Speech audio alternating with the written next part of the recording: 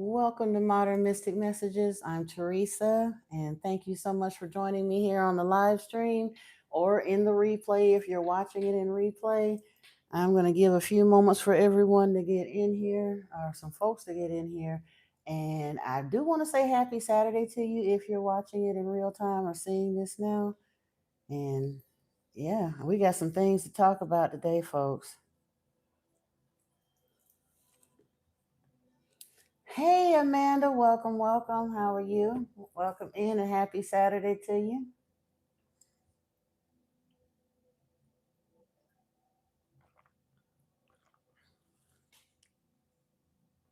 How you be?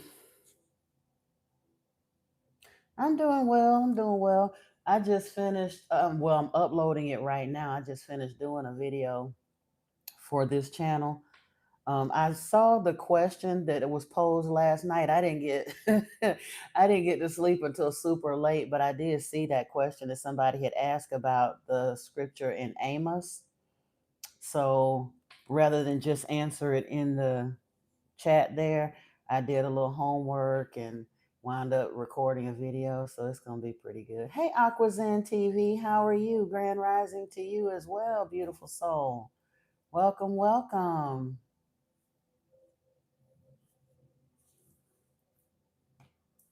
I hope we're gonna have us a good one today because I want to talk about that. I mean, I did record the video, and like after this, I'm uploading it in private just in case they come crazy with one of them weird copyright things I can't explain.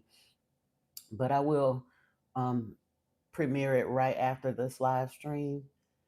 But yeah, the question was asked regarding Amos 5:26, but I'm extra, so instead of me just looking at that one verse, that verse kind of sent me all the way back to the beginning of Amos. And when it did, it allowed me to see a few things.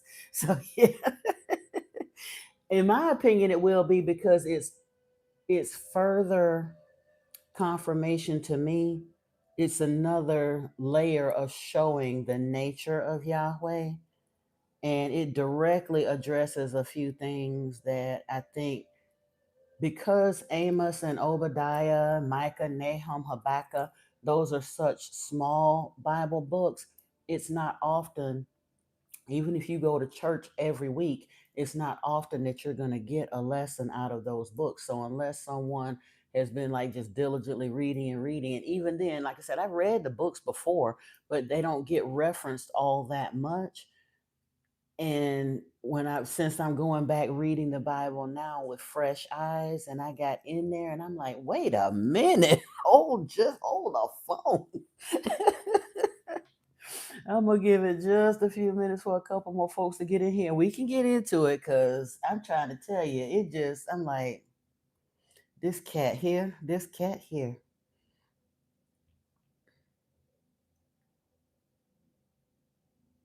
Are you gonna be able to mod today, Amanda? I'll go ahead and get started. I guess I see like 14 or 15 people swinging through, but I don't see any mods coming in yet. Are you able to?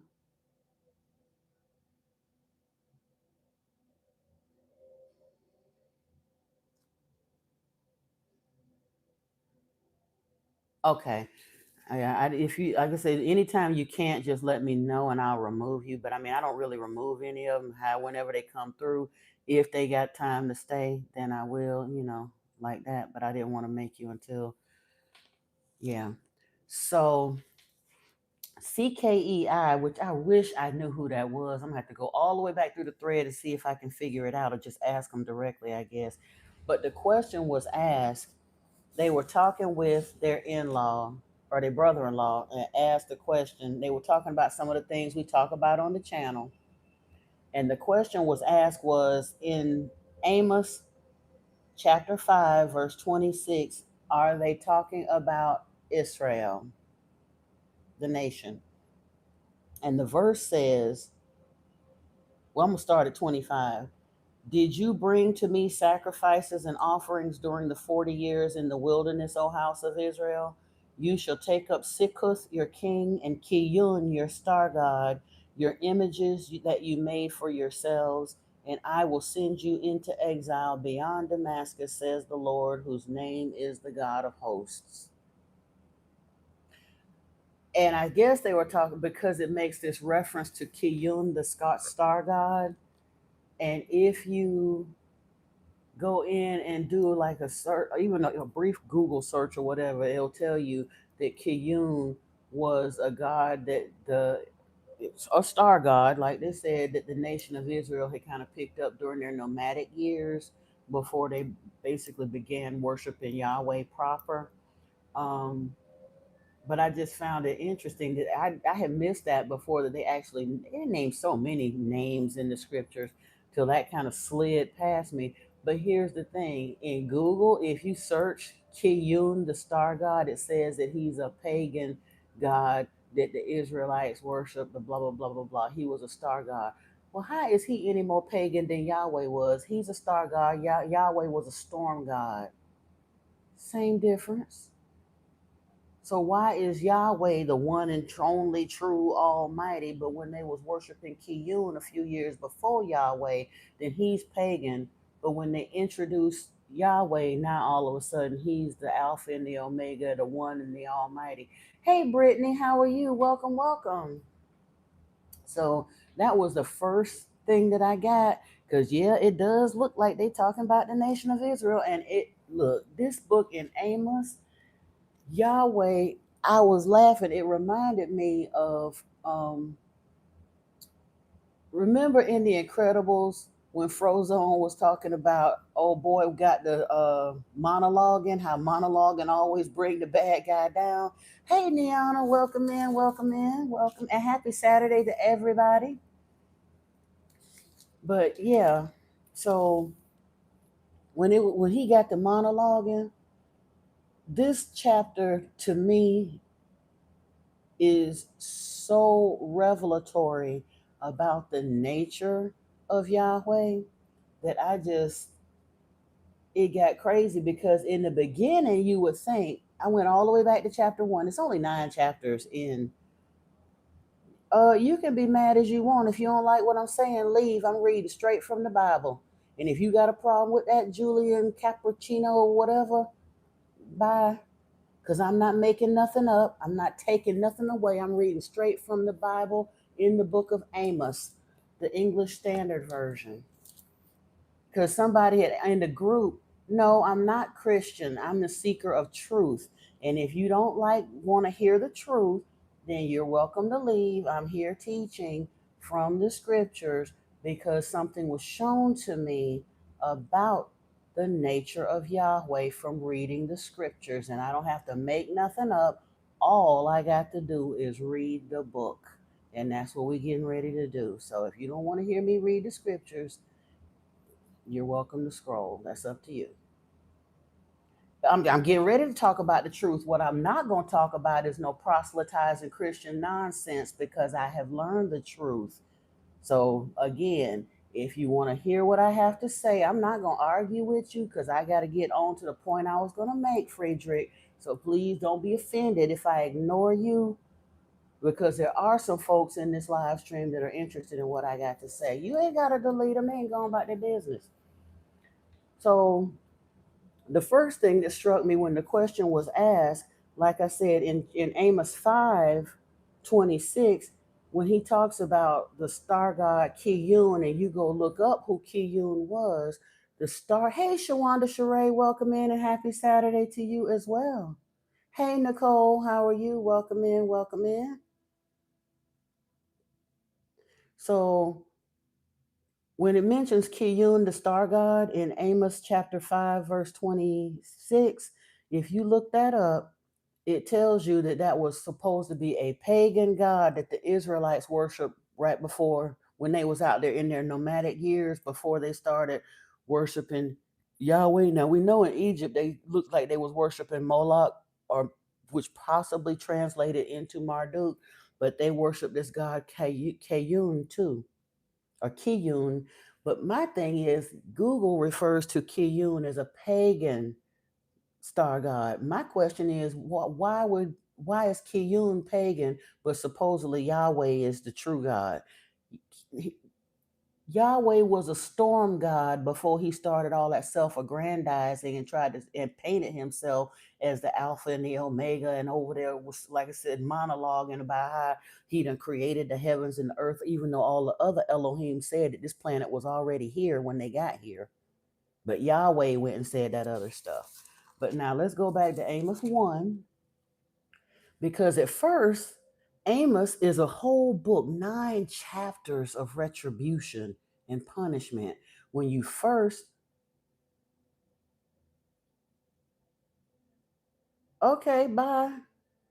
You didn't start coming in and ask me nicely about anything. You started coming in anyway. If you want to stay, Friedrich, you're welcome to stay. If you want to leave, you're welcome to leave. You don't have to delete them. You can leave them right there, Amanda, because he ain't really said nothing. He's entitled to his opinion, but I'm gonna talk. I'm gonna say what I'm gonna say anyway. Like I say, anyway. It starts out talking about judgment on Israel's neighbors. So you might think, okay, he getting ready to say some harsh stuff. But again, Yahweh is done said he's jealous and he demands exclusive service. So if they're outliers, oh well. And when there he says, for the judgment on Israel's neighbors, he said, the Lord roars from Zion and utters his voice from Jerusalem. The pastures of the shepherds mourn and the top of Carmel withers. For 3 transgressions of Damascus and for 4, I will not revoke the punishment, because they have threshed Gilead with threshing sledges of iron. So I will send a fire upon the house of Hazael, and it shall devour the strongholds of Ben-Hadad.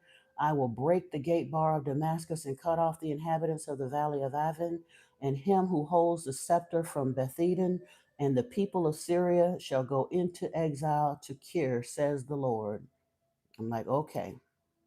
Well, again, they don't rock with Yahweh, so oh well, sucks to be them, right? That part. Hey, Phyllis, welcome in.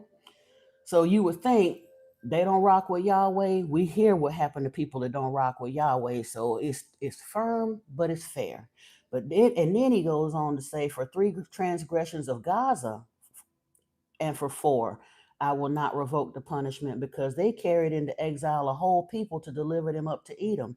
So I will send a fire upon the wall of Gaza, and it shall devour her strongholds, and I will cut off the inhabitants of Ashdod, and him who holds the scepter from Ashkelon. I will turn my hand against Ekron, and the remnant of the Philistines shall perish, says the Lord God.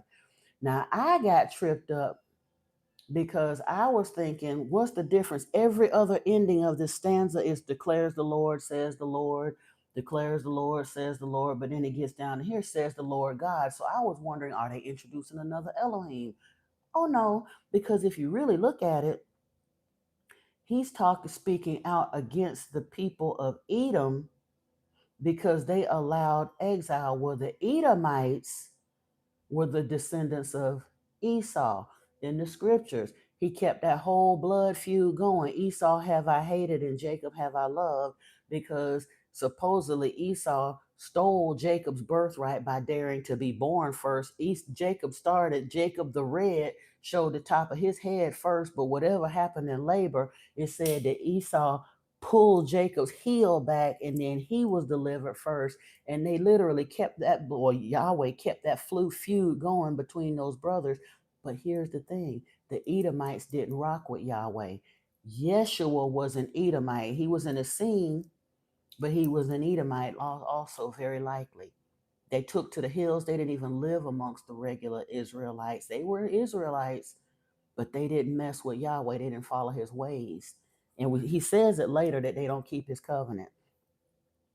But there was a reason for that. So that further lets me know that when Yahweh gets over in John and says that the Elohim that sent me is not the Elohim y'all are worshiping, that the Elohim you're worshiping is the devil, that I know he was talking about Yahweh. He was not talking about the one. He was not worshiping Yahweh.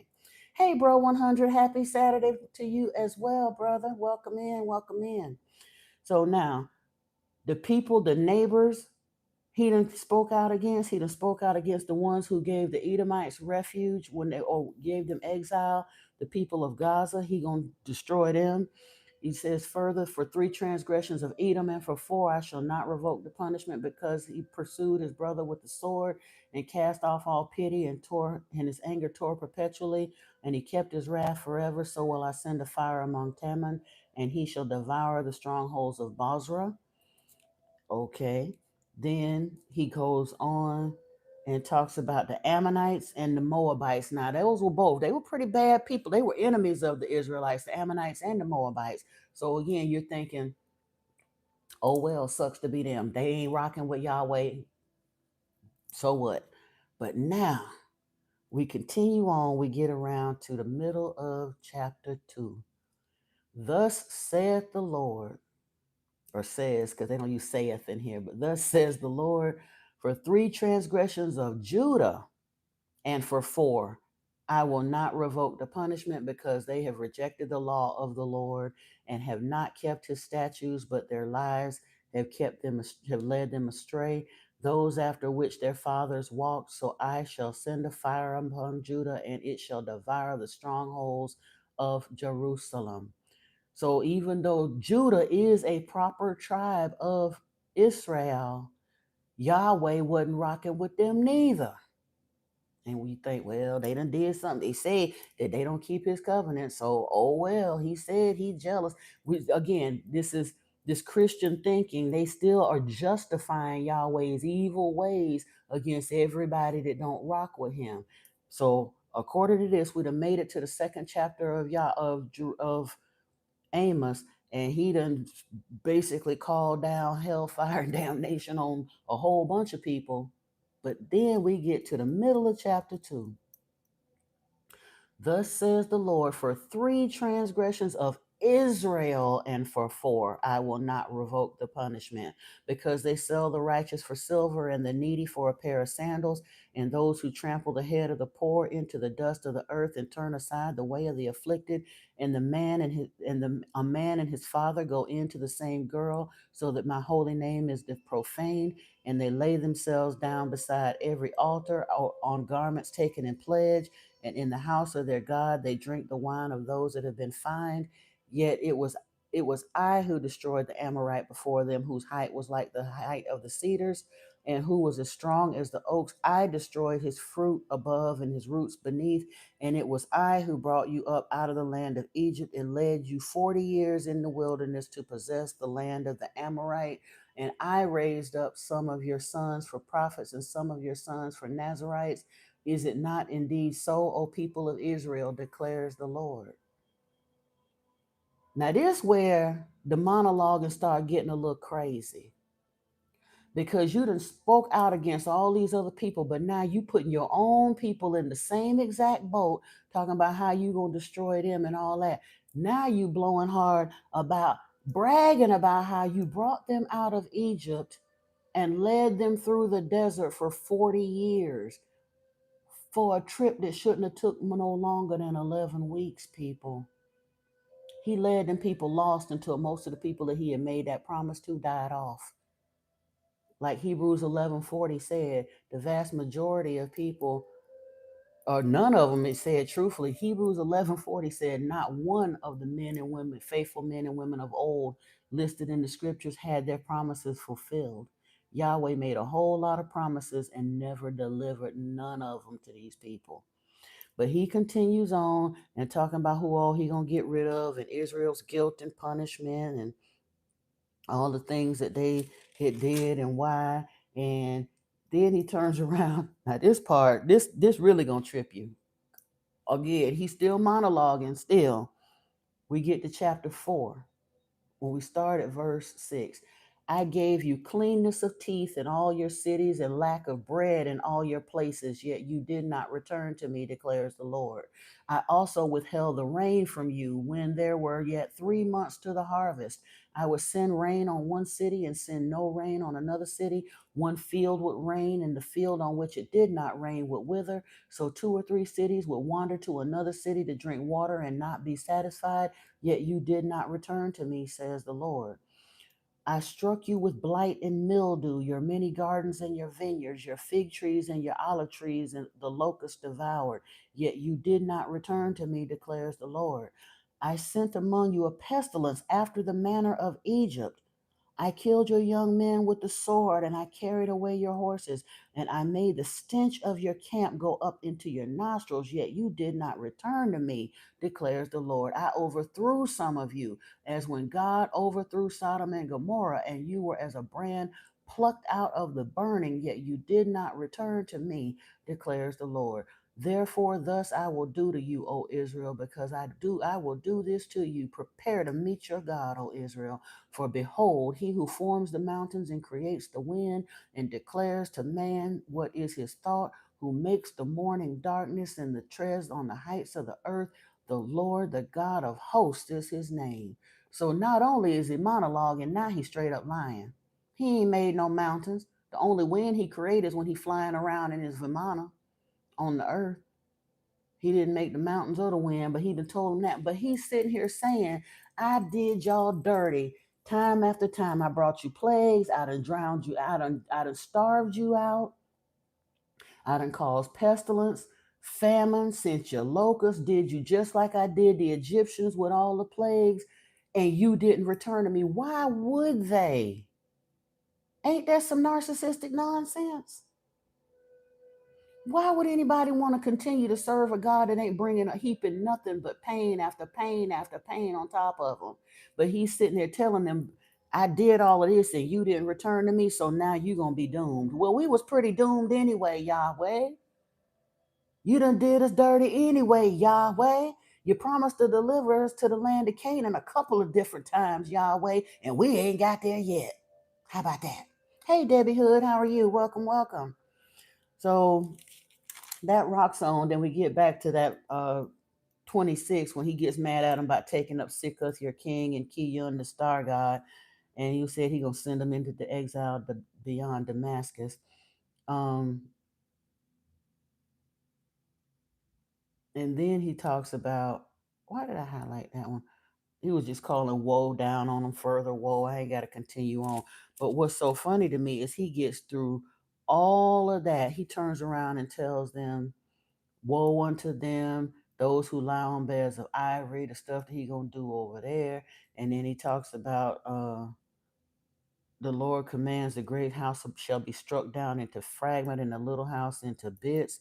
And then in chapter 8, he said, the end has come upon my people, Israel. I will never again pass by them. The songs of the temple shall become wailings in that day, declares the Lord God. So many dead bodies, they are thrown everywhere. Silence. Hear this, ye who trample on the needy and bring poor to the land of the end. And when you're saying, when will the moon be over that we shall sell grain, and the Sabbath that we shall offer wheat for sale, that they may make the ephah small and the shekel great, and deal deceitfully with false balances, that we may buy the poor for silver and the needy for a pair of sandals, and sell off the chaff of the wheat. The Lord has sworn by the pride of Jacob, surely I shall never forget any of their deeds. Shall not the land tremble on this account, and everyone mourn who dwells in it, and all of it rise like the Nile, and be tossed about and sink again like the Nile of Egypt? Now this part, he talks about, he's bragging about the horrible things that he's done to them. At first, like I say, when he first started talking about the enemies around his camp, okay, well, they didn't have no problem about bringing plagues to the Egyptians, and a couple of times they brought plagues to the Egyptians. The first time over Sarah, and then over releasing the Israelites. And he did Dinah's, that when Dinah got violated, they killed all of them people around there. They did all that stuff, and none of the Israelites had no problem as long as he was slaying folks on their behalf. But he turned around and did the same things to them that he did to them, and bragging about it to them, and telling them because they didn't take all of that and still return to him, that how he just so through with them and this and that. Now, the other part that I just finished reading, it struck me as interesting because for thousands of years, the world and the Jews have prided themselves on their shrewd business dealings in the way they amass wealth. And yet, Yahweh is sitting here basically cursing them for it because he's saying that their dealings are not pure. They're enslaving people. They're doing dirty dealings with false scales, and the whole nine. So what they call shrewd, he called dishonest, and said he was judging them very, very harshly for it. Don't come after me. I'm just reading the book. But what really, really, the for real, like absolute psychopathy of it in the end, he rocked on with nothing but calling down damnation on these people and everybody around them for 9.5 chapters. The very last 4 verses of this, I'm gonna read it because you ain't even gonna believe it. Well, I'm going to go back a little bit to start at verse 9. For behold, I will command and shake the house of Israel among the nations as one shakes with a sieve, but no pebble shall fall to the earth. All the sinners of my people shall die by the sword, who say, disaster shall not overtake or meet us. In that day I will rise up the booth of David that is fallen, and repair its breaches, and raise up its ruins, and rebuild it as in the old days, that they may possess the remnant of Edom, and all the nations who are called by my name, declare the Lord who does this. Behold, the days are coming, declares the Lord, when the plowman shall overtake the reaper, and the treader of grapes him who sows the seed. The mountains shall drip sweet wine, and all the hills shall flow with it. I shall restore the fortunes of my people Israel, and they shall rebuild the ruined cities and inhabit them. They shall plant vineyards and drink their wine, and they shall make gardens and eat their fruit. I will plant them on their land, and they shall never again be uprooted out of the land that I have given them, says the Lord your God. Are you kidding me? You done sat here for 9 chapters and told these people they ain't nothing, and you finna destroy them and tear them down to the ground, and then you turn around at the very last 4 verses after you done told them how you're gonna make their cities desolate and you're gonna destroy them. Then you're gonna take the dregs at some point later after you done destroyed everything. Then you'll make a remnant out of them and you'll restore them. But you're the one that ripped them to shreds in the first place, and then you talking about says the Lord your God on the end of it. You would have to be seriously cognitively impaired to witness and hear any being say all of that about you and your people, and witness them doing it and still continue to bow to them and worship them. But that's what they did, and that's what they got Christians doing to this day. That's the same being. Jehovah is Yahweh, and Yahweh is Enlil. Yahweh is Baal and Beelzebub and all the rest of them beings, but he has never done right by humanity. When he was in Lil, in the Sumerian tales, in the Babylonian epic, in the Anunnaki epic, in all 3 of those accounts that we have thus far about Enlil, before he decided to wear the name Yahweh, when he was still Enlil, way back then, he was calling for the destruction of humanity even then. He don't have no patience for nobody. He said in here that the nation of Israel was the only people that he ever had, and he'd been mistreating them from day one. Why would people want to continue to worship him when they had other gods before? They was worshiping Zikun or what was his name? Kiyun. They was worshiping Moloch. They was worshiping Asherah. They had worshiped El. All of those other gods, and they went and chose to worship El Elyon, the self-proclaimed destroyer. Why? And we feel like because they did it, we got to do it too. Monkey see, monkey do. Crazy. But anyway, that was the insight that I got out of Amos. Oh, I did also, because Obadiah, it was something in Obadiah that, oh, it was concerning Edom. Like I said, it really made me understand that the Elohim mentioned in John could not really be, or the Elohim that Yeshua was mentioning in John, that was his father that sent him, could not be Yahweh, because Obadiah turned around in his vision and talked about how Edom will be humbled. It said, "Thus says the Lord God concerning Edom, we have heard a report from the Lord, and a messenger has been sent among the nations. Rise up and let us rise up against her for battle. Behold, I will make you small among the nations. You shall be utterly despised.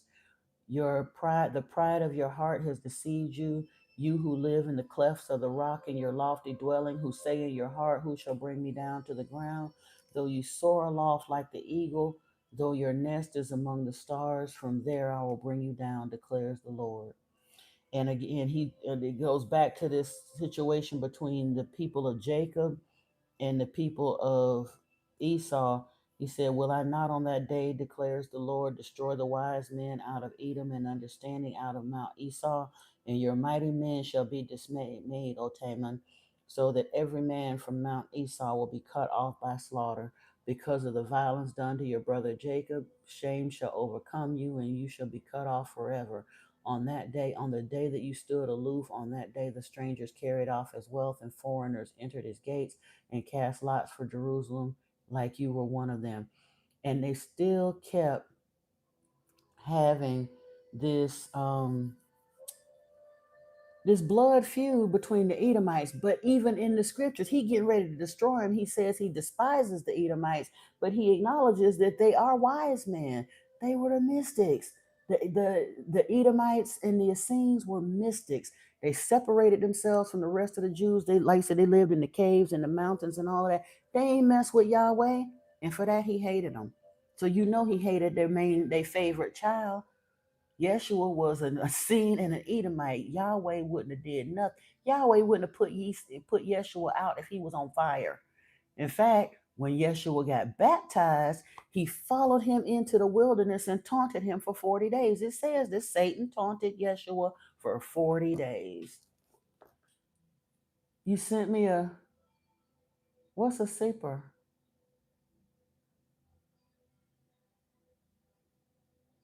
Brittany. I can't check my email from here. Is that something I need to check in the email or in the group chat? We can look up and talk about Revelation 13. Oh, okay, okay. I should have put. I don't have WhatsApp on here, and if I, yeah, story time. Yeshua was most likely in a scene and an Edomite. He wasn't worshiping Yahweh, whatever he was. That's for sure. Hey, regular chatter. Oh, you whatever. That's a personal problem, and you are gonna have to cut that out.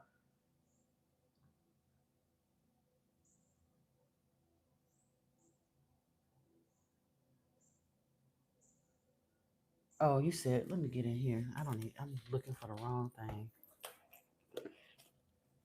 You said Revelation. We're gonna get in Revelation. Hey, Stacy. You're welcome.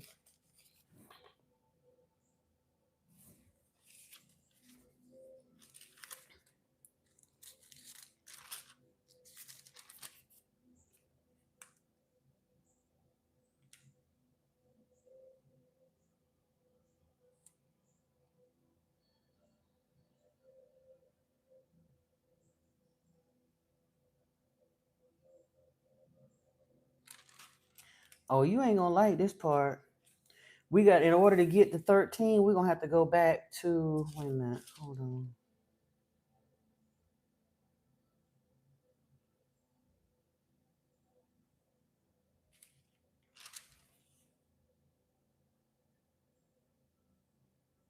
I'm trying to see. There was another. The symbology of Revelation will get you kind of sort of jacked up. Oh, I was looking at Revelation 3, was a scripture that I tie into 21. But when you get around to Revelation 13, if you really, for real contact, was it the Pharisees and Sadducees who were about Yahweh? No, it was a Jews story time. The Jews worship Yahweh. Abraham and Moses brought the Jews into Yahweh worship. But here's the thing, like he admitted, he never had a people, a whole people to call his name and worship. Well, I don't know about never. He had folks that was worshiping him under other deities before they got there. But he's saying, as far as the Jews were concerned, the Jews, and I heard this long before I got into this aspect of study of the scriptures, the Jews were a nomadic people for a time. That's how they got captured and wound up in Israel in Egypt as slaves in the first place. And they bumped into another nomadic tribe out there somewhere in their travels when they were a nomadic tribe. And that's when they picked up they first heard about Yahweh. They didn't start worshiping him though until he came and pulled them out of Egypt. They were worshiping whoever that calf was, whether it was Marduk proper or Moloch, but it sounded like Moloch with the calf thing. But there may have been other deities that were represented by the calf. But it was interesting historically, even in Yahweh's temple early on, Asherah and El were also worshipped in the temple of Yahweh. It wasn't until he got on this mad power grab talking about how jealous of a God he was that he started phasing everyone out, because initially Asherah was presented to the people as the wife of Yahweh. And she got absorbed out of the pantheon too because he wanted exclusive worship. Hey, Command, the Living Oracle. You are welcome, and you are very welcome here. I'm glad you're enjoying the conversation. Please consider subscribing to the channel if you hadn't. I tried something new today and left it open here, but I would appreciate the energy exchange of a little bit of your that thumbs up button and the subscribe. That would be so lovely. Please. Thank you. 13 here, Revelation. That's when they start getting into a lot of the symbology. But in order to fully understand what they're talking about, Stacy, let's back up a little bit to 12. And a great sign appeared in heaven, a woman clothed with the sun, with the moon under her feet, and on her head a crown of 12 stars. She was pregnant and crying out in birth pains in the agony of giving birth. And another sign appeared in heaven. Behold, a great red dragon with 7 heads and 10 horns. On his head 7 diadems. His tail swept down a third of the stars of heaven and cast them to the earth. And the dragon stood before the woman who was about to give birth, so that when she bore her child, he might devour it. Now, there's a lot of symbology in Revelation, but who was it? The Gnostics referred to Enlil, Yahweh, as Yaldabaoth, the dragon. That gives us a clue as to who this dragon is. But again, they don't tell you proper here in Revelation, but we continue on. But he does say that the purpose of this dragon was genuinely to prevent this child that was here to basically be the light of the world, this male child, the one who is to rule all the nations with an iron rod. But her child was caught up to the Elohim and to his throne. The woman fled into the wilderness where she has a place prepared by God in which she's to be nourished for 1,260 days. Now, I can't even get into all the explanation and the entry, because a lot of this is where a lot of folks in religion get stuck, because they be so busy trying to figure out the symbology of the dragon, the woman, and getting nitpicky on the 1,260 days and what year that brings us to. And some go into the discussions that take you to 607 BCE and the this and the that and all the rest of that stuff. However, it does say in 7, now war arose in heaven, Michael and his angels fighting against the dragon, and the dragon and his angels fought back, but he was defeated, and there was no longer any place for them in heaven. And the great dragon was thrown down, that ancient serpent who is called the devil and Satan, the deceiver of the whole world. He was thrown down to the earth, and his angels were thrown down with him. Now, the book of Enoch tells us that the Watchers are pretty much Team Enlil, and that they're going to be destroyed the same way. And again, you got to know the history and the rest of those books outside of what the church tell you. But Enlil's title, when he first got here, when he was under the name Enlil and not Yahweh, his title was Satan of the Eden. When Yeshua said that they were worshiping their father, the devil, Yeshua knew exactly who Yahweh was.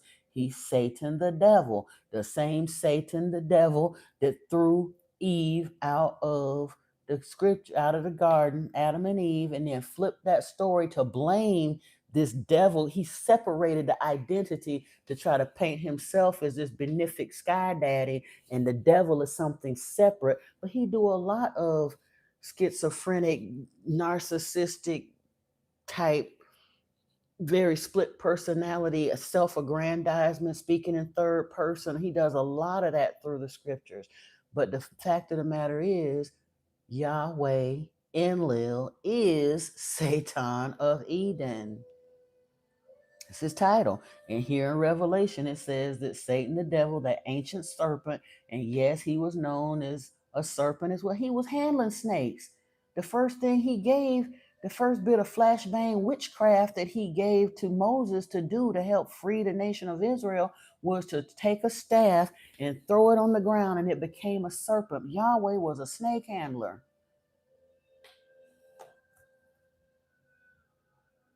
And then when the nation of Israel was out there in the desert and they was acting up and complaining about eating manna forever and ever, what did he do? He sent poisonous snakes amongst them, and the snakes bit the people.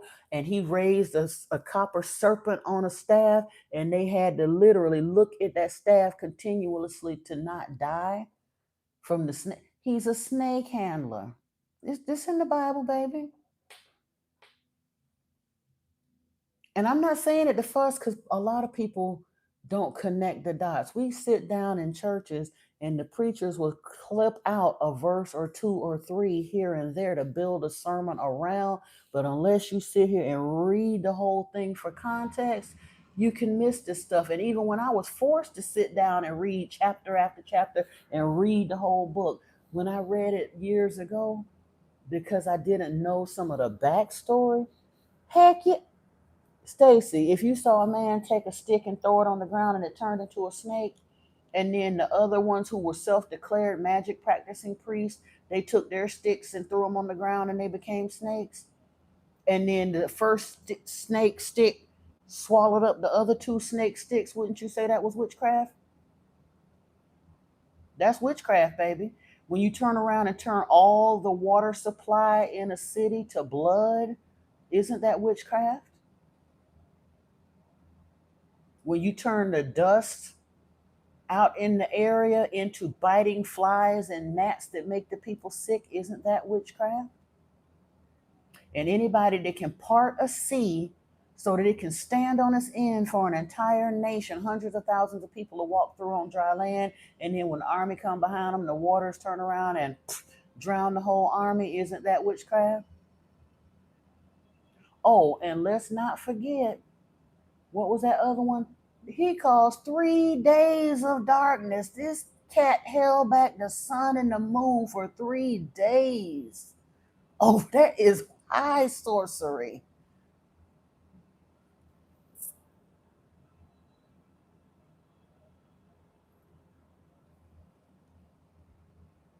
Yeah, Roman, if you don't like what's happening here, you're welcome to leave. But these people are sincerely asking questions.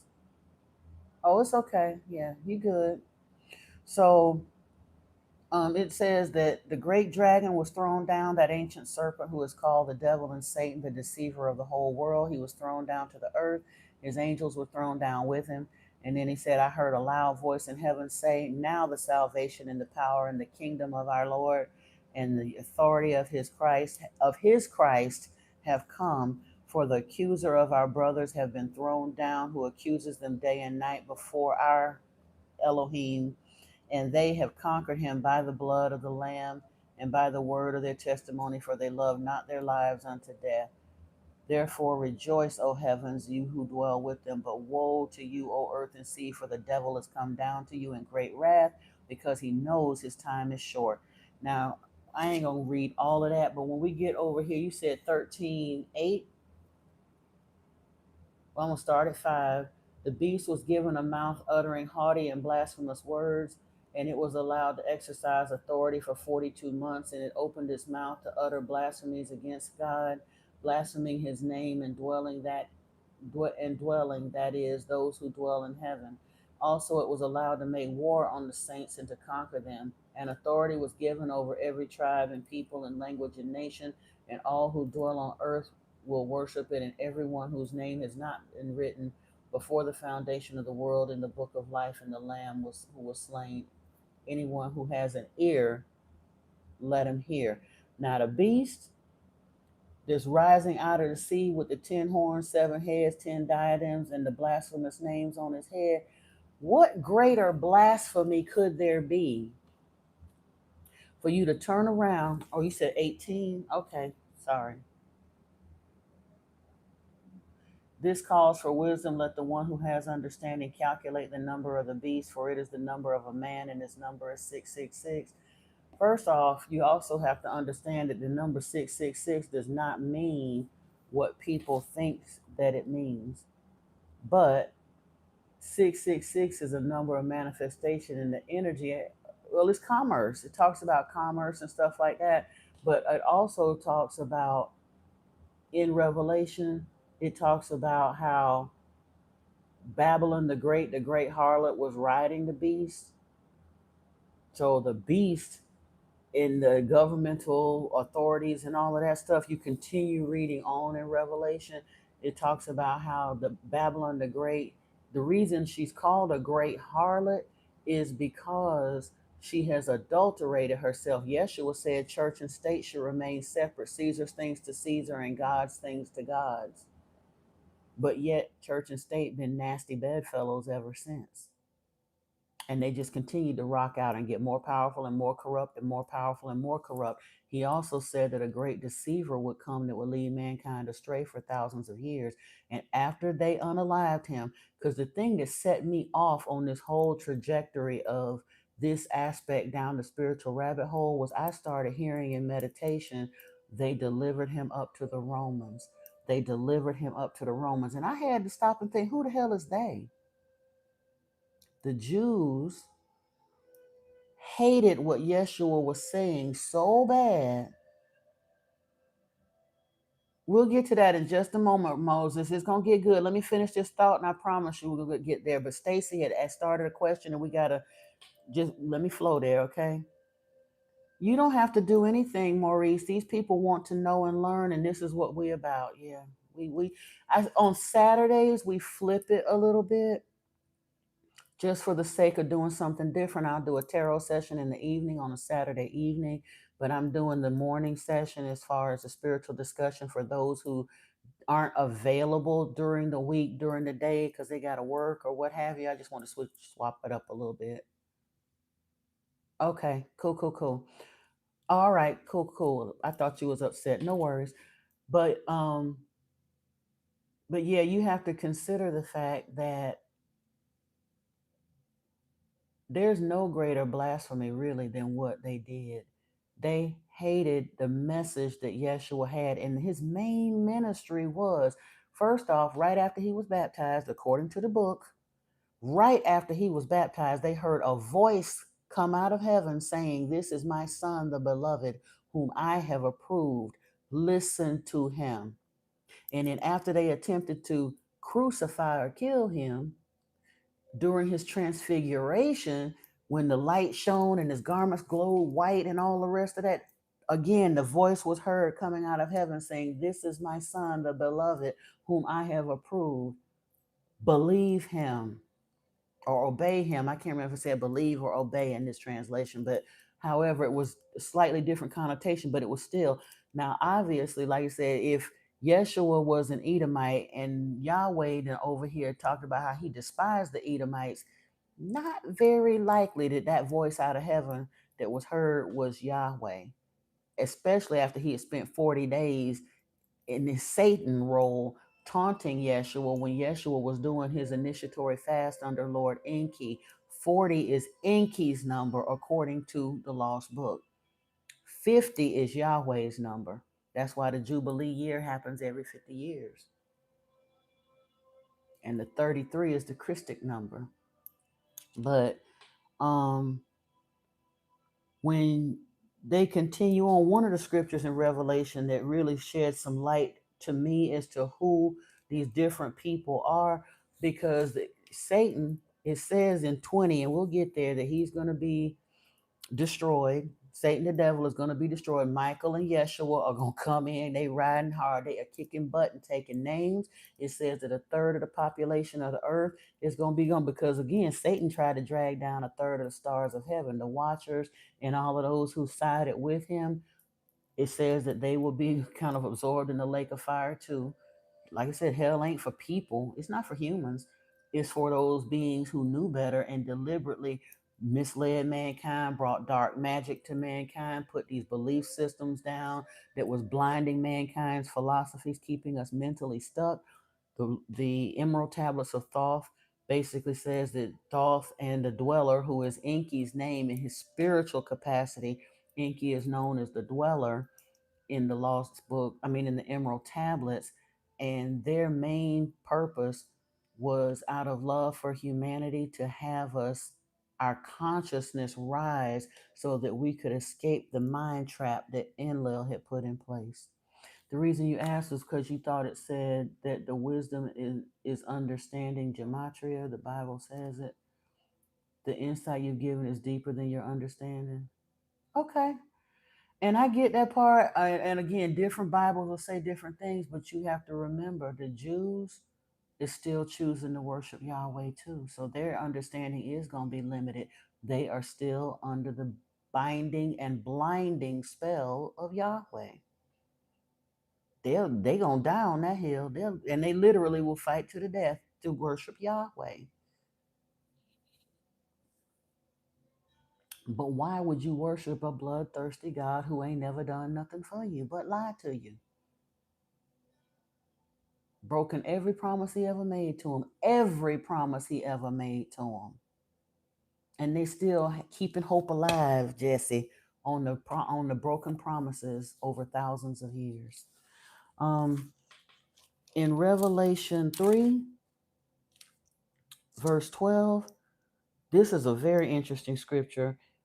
And it's funny because somebody brought it to my attention, calling themselves making a dig, but it sheds some light on Revelation 20 and 21. That's why I like to read it first, because you'll hear the wording repeats itself again. It's here in chapter 3, where it says, "The one who conquers, I will make him a pillar in the temple of my God. Never shall he go out of it. And I will write on him the name of my God and the name of the city of my God, the new Jerusalem, which comes down from my God out of heaven, and my own new name. He who has an ear, let him hear what the Spirit says to the churches." Then when we get over after, like I say, after Michael and all of them and the four horsemen, and they finish kicking butt and taking names and doing all the things that they're going to do, we get to chapter 20. Well, let me read this verse in 21 first, because so while we got that 3:12 in our mind, 21 says, "Then I saw a new heaven and a new earth, for the first heaven and the first earth had passed away, and the sea was no more. And I saw the holy city, New Jerusalem, coming down out of heaven from God, prepared as a bride adorned for her husband. And I heard a loud voice from the throne saying, 'Behold, the dwelling place of God is with man. He will dwell with them, and they will be his people, and God himself will be with them as their God. And he will wipe away every tear from their eyes, and death shall be no more.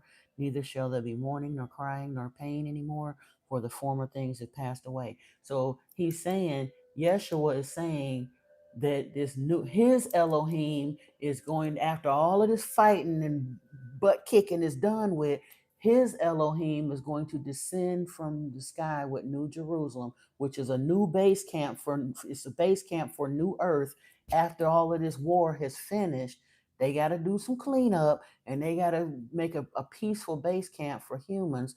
But then it turns around and says that when he's named, he says, "My Elohim is coming down with New Jerusalem." In 21, it says that New Jerusalem is descending with this particular Elohim. But in 20, that other Elohim, Satan, just got destroyed or got locked up in the lake of fire. Because back in 20, it says, "I saw an angel coming down from heaven, holding his hand the key to the bottomless pit and a great chain. And he seized the dragon, that ancient serpent who is the devil and Satan, and bound him for 1,000 years, and threw him into the pit, and shut it and sealed it over him, so that he might not deceive the nations any longer, until the 1,000 years were ended. After that, he must be released for a little while. Now, hey, pal, how are you?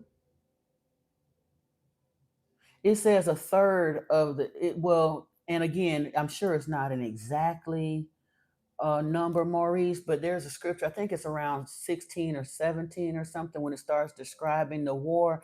It says basically that a third of the population of the earth would be destroyed. The ones who continue to cling to the devil and Yahweh and his, well, they don't name him Yahweh, but the ones that cling to the dragon and his teachings and refuse to listen to the Son of Man and refuse to in those ways, and they were the ones who were involved in all this dirty commerce and the wars and the mistreating of humanity, the ones who wanted to learn war and injustice and all of that. Like I said, the team Yahweh folks, basically, it says that those people would be destroyed and the blood would run however many furlongs high in the streets. That's in Revelation. Now, whether that's literal or symbolic, but it does indicate it's not an again, Chris is so weird because Christians have exactly flipped the script. They've been painting this fear and pointing their fingers out to everybody else, like those who don't worship Yahweh are the ones that's going to be destroyed. They've been wagging their finger at the world ever since they started this Christianity thing, never understanding that this scripture in the end of Revelation is talking about them. that's that's the great flim flam. That's the bamboozling. Yahweh has made everything that appears light dark and everything that is dark to appear light. His greatest tool is convincing the people he don't exist. The scriptures tell you flat out the whole world is lying in the power of the wicked one, but they don't understand what they're reading. 75% of this planet right now worships Yahweh in one form or another. Is that not pretty much the whole world lying in the power of the wicked one? Christians call him Jehovah, Jews call him Yahweh, Muslims call him Allah, but they all worship in Yahweh, Enlil, Yah the Baals, Satan.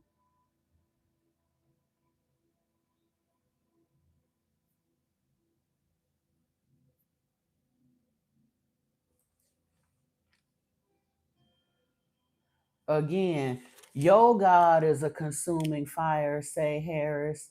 My Elohim got this under control. Your God gonna wind up in a consuming fire, say Harris, and you might want to learn something. So you ain't gonna wind up in that consuming fire with him, but you gonna find out you've been on the wrong side of the issue.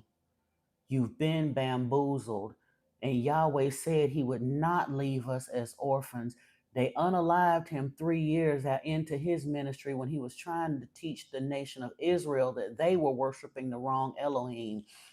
And in the greatest act of hypocrisy that this planet has ever seen, the same people that unalived Yeshua turned around and knit him in the middle of their propagandistic material and story and dogma to launch Yahwism onto the world by remixing Yahweh into Jehovah and putting the Yeshua story in the middle of that book as if his unaliving was a good thing that was necessary to buy back our sins. No, it wasn't.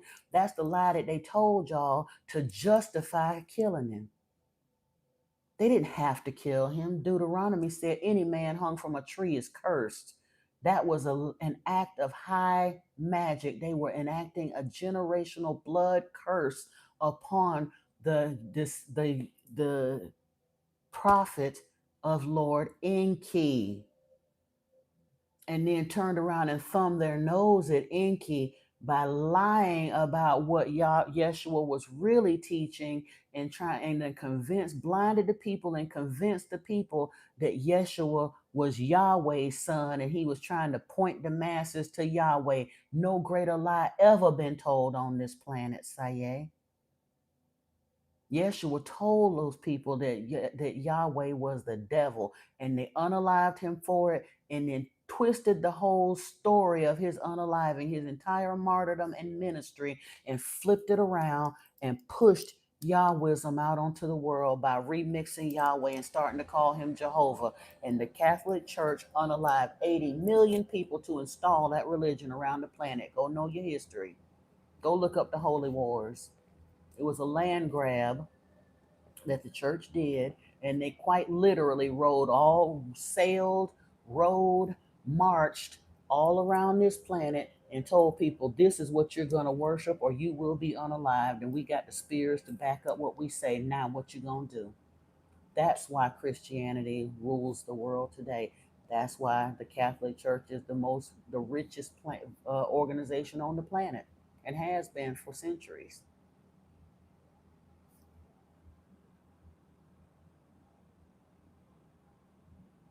Hey, Tristan Sosa. You have a serious question that you're facing, the whole phone becomes your reflection. Wherever you go, people come your reflection. Your whole YouTube, Facebook, people have the same eyes like you. I don't know what to tell you about that, boo. I have no idea. You'll say something here, the universe will start acting everywhere. You're manifesting. It's showing you what you believe and where you are.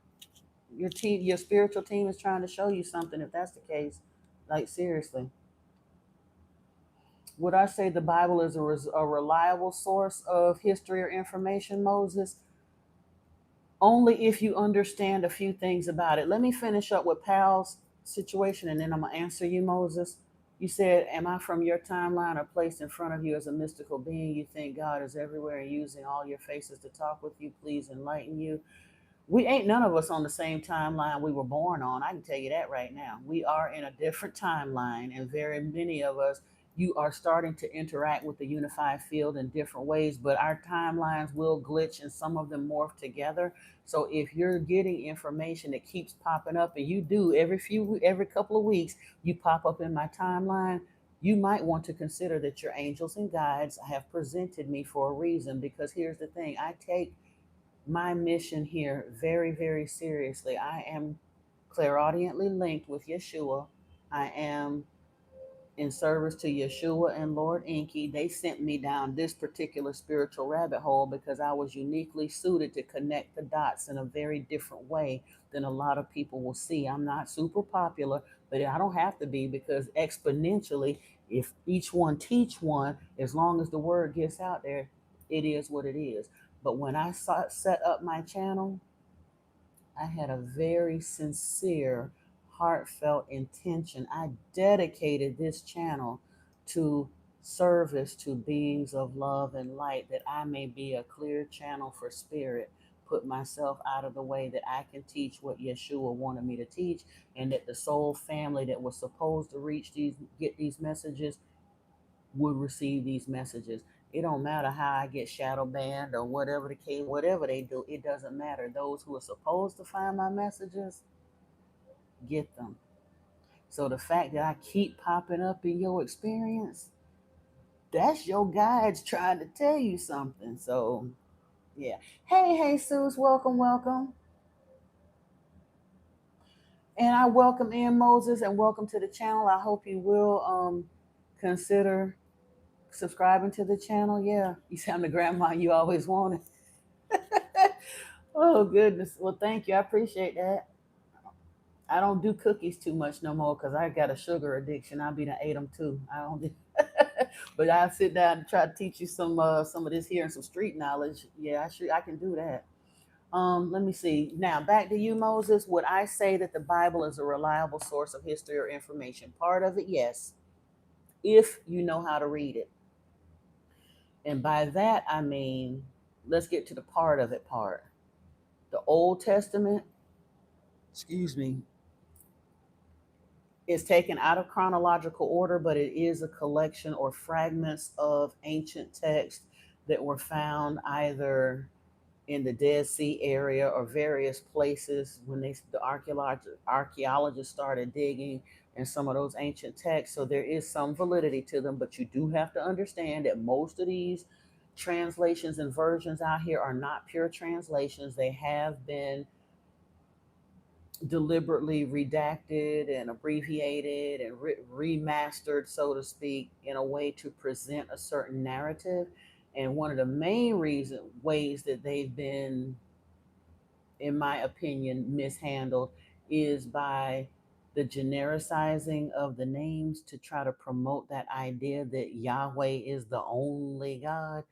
In Genesis, where it says, let us make man in our image, Yahweh ain't even included in that scripture. That's a conversation between Lord Enki, Ninmah, who later on became known as Ninhursag, who later became known as Isis. So it's Lord Enki and Isis and Ningish Zeta, who later became known as Thoth. Ninmah and Enki and Ninmah were brother and sister. Thoth was Enki's son. They came from Nibiru. They tell you that in the Anunnaki text. Now, in all fairness, the Anunnaki texts weren't unearthed until last century and translated. Zechariah Sitchin did a fabulous job with the Lost Book of Enki. But the Babylonian text knew who Enlil was. They've known Enlil been a whole bunch of different names over time. He didn't just pop up for the Jews up out the blue brand new. He was Zeus. He was Odin.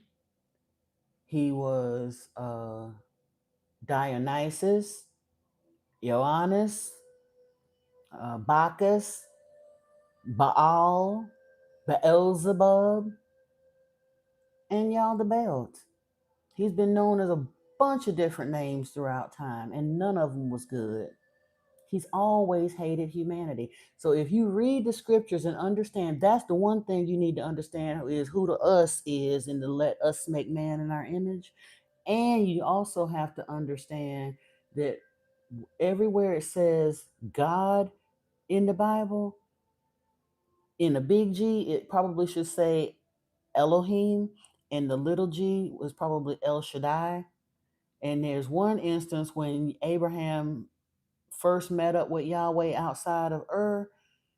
Abraham said, "Who shall I say or sent me?" That was when I think that was Moses when he asked, "Who shall I say sent me?" And if tell him I am who I said I am. But he told Abraham he was El Shaddai. I mean, not El Shaddai, El Elyon, the destroyer. And that part, he ain't never lie. He didn't lie. He was a storm god. When the Israelites first bumped into him, when they were doing their nomadic thing, Yahweh was known as a storm god. He is the destroyer.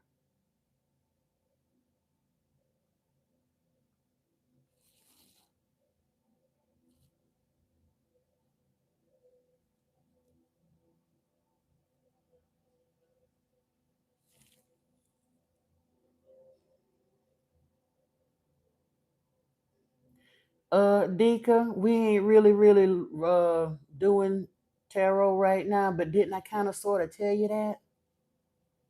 Didn't we pull a little few cards or what? You asked the question and I kind of sort of told you that. So I'm sorry you got hurt, brother, but better to know now than to get your feelings hurt even more later. Like you said, you dodged a bullet.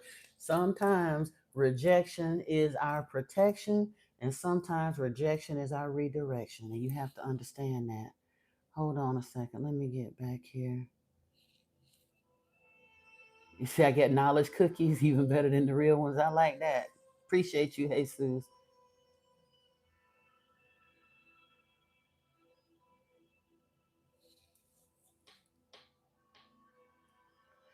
And again, pal, that's one of the reasons I ain't even trying to be funny. I know Om Tat Sat, and I've even used those mantras. I've used the Om So Hum. I've used several of the Vedic mantras. But that's one of the reasons why when I left Christianity, why I didn't segue into Hinduism, because it's been adulterated too somewhat. It does speak about Shiva. It does speak about I think Yeshua is, wait a minute. Yeah, Yeshua would be, Shiva is Enki, Yeshua would be Vishnu. Um, but at the end of the day, it brought in a lot of other deities and stuff too. But I do love the Vedic traditions because it does speak of the Vimanas and stuff. It does acknowledge the extraterrestrial nature of these deities. It literally talks about them flying around in Vimanas, which were ground hover spacecraft from the Anunnaki traveled over land with. And the Vedic scriptures talk about that over 10,000 years ago. But Inky don't want worship from us. He wants us to awaken and ascend. So when I learned that, I worked on just turning off my worship gene. I didn't want to swap one religion for another. If I did follow a philosophy, it'd probably be Buddhism or Jainism is just too hard for me. They go too far. But I'm not. Yeah, if a fly crossed my path, I'm gonna probably swat it. I'm just sorry. I'm going to because it's in my way. I don't do roaches and flies and stuff like that. So, hey, Christian pros.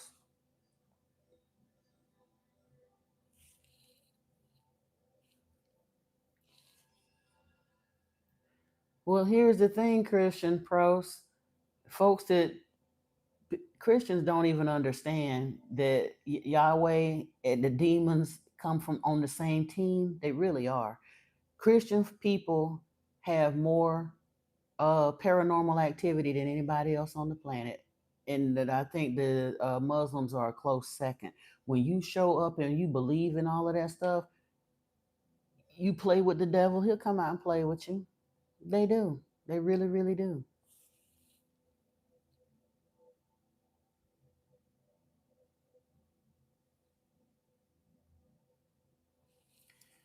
And again, pal, if you want to continue to hold on to that belief, then you're not really understanding what we're saying here. That one God in multiple forms, as He's omnipotent, that is a lie.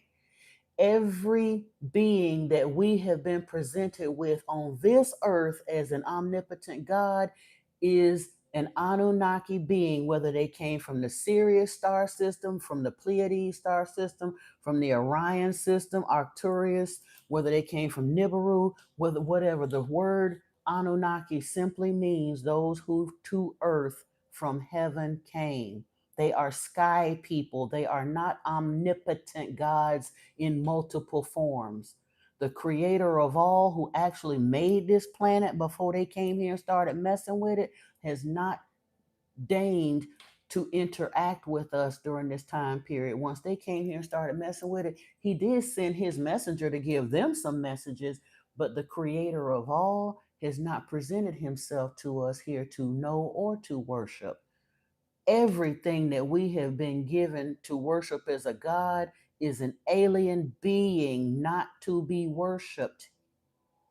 And unless or until you allow your mind and your consciousness to expand, brother, you're going to be stuck.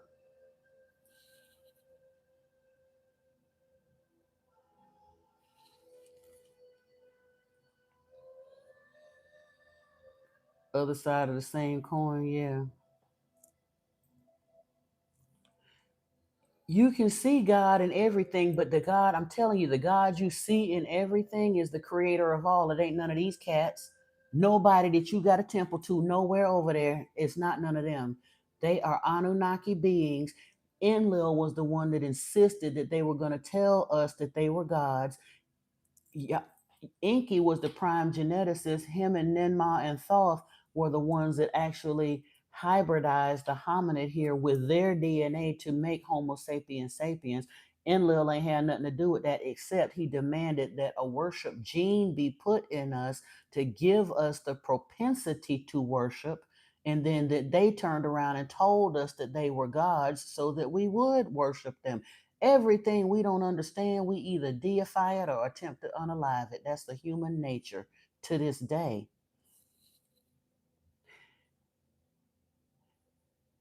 Yeah, I'm hoping he's sincere in his whatever. I ain't trying to convince him either, but if he don't want to get it, you don't never know, but you saw God in everything. If you choose to continue to believe that, then quietly believe it, pal. Because, like she said, I'm not here to convince you. I'm here to teach. If your consciousness ain't ready to open and expand, it ain't ready. That's all. Stay over there and do that. And again, I'm not fussing. I'm not criticizing because everybody ain't going to be able to hear what I'm saying.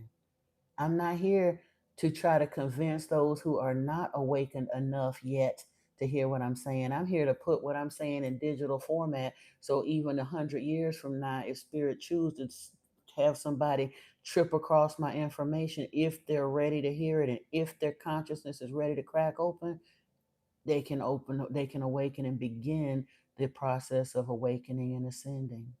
That's what I'm here for. So if you ain't ready, Now, I do appreciate the fact that you keep coming back, but you should acknowledge why I keep coming up in your timeline if you don't agree with what I'm saying. That literally is your guides trying to teach you something and sending you this way. So you can keep bucking against it if you want to. And here's the thing I don't understand with Christians, Jews, Muslims, Hindus, any of them are still wanting to stay and worship. What I'm saying is genuinely easier than any of those religions. It's liberating because I'm telling you, Lord Enki does not, he wants your respect, your cooperation. He wants you to learn about him, but he is not demanding all that bowing and scraping and worship. He is not promising you hellfire and damnation. He is not judging you harshly for mistakes and stuff that you made in the past. All of that's Yahwistic nonsense. But they would rather stick with the dragon that's promising them hellfire and damnation than to switch to the other Elohim that's offering them love, truly love, light, and a better way on the other side of all of this. Because they done already wrote down in the book what's going to happen at the end of the book. And here's the thing. We're transmitting and receiving mechanisms. We're powerful with our intent and vibration. They've been marching us that by teaching us that stuff. They made it doctrine, then they made it dogma, then they made it doctrine, then they made it prophecy, and they done been spewing it for so long till they are genuinely marching humanity to it just by belief in it. 3/4 of the planet believe it. So guess what's gonna happen? The very thing that they prophesied for. The joke is on them though, because they pointing, like I said, they've been pointing fingers out that all of us reprobates are the ones that's going to be destroyed. And the whole time Revelation is talking about Christendom, Babylon the Great, the harlot, and those who align with Yahweh. And that's the part they don't understand. They will still continue even now because they can't hear. The scriptures talk about let he who has discernment hear. They don't have the spiritual discernment to hear what I'm saying. So they continue to cling desperately to Yahweh.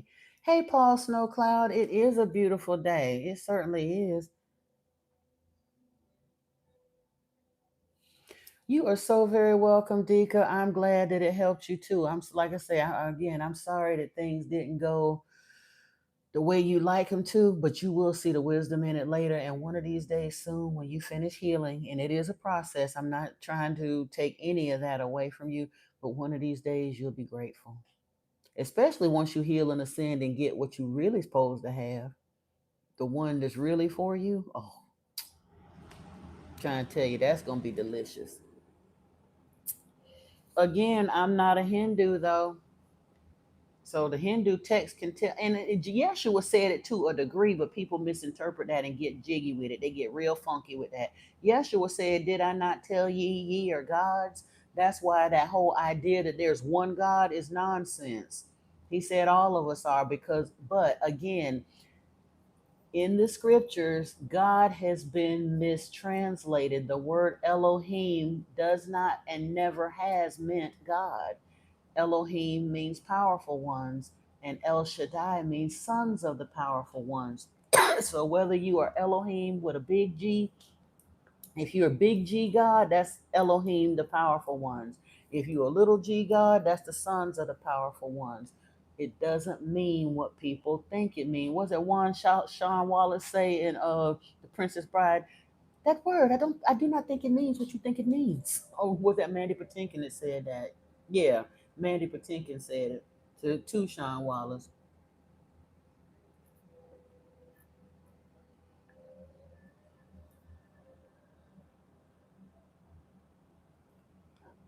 You said exactly. See, you all the way in Germany. I'm shadow banned Christian, and you all the way in Germany, and you still got the information on Facebook. See what I mean?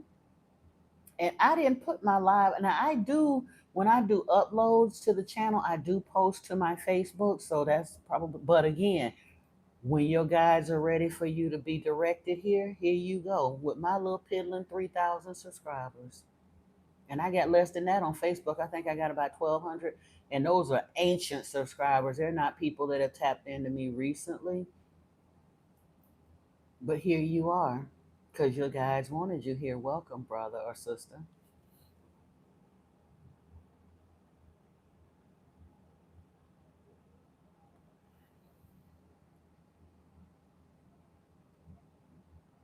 Exactly, Dika. We are a spark of the Most High. There are many gods. There's only one Creator of all.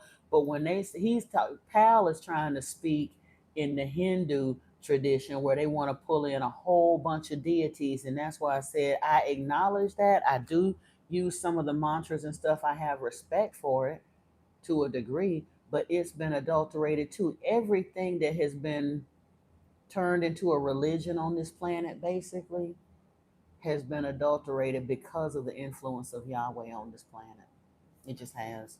What do I think about Hermes Trismegistus, Jesus? You heard that? What you think about that reincarnation and all that? I believe Hermes Trismegistus is said to be the thrice born, which would mean the third reincarnation of Thoth, Nigasita.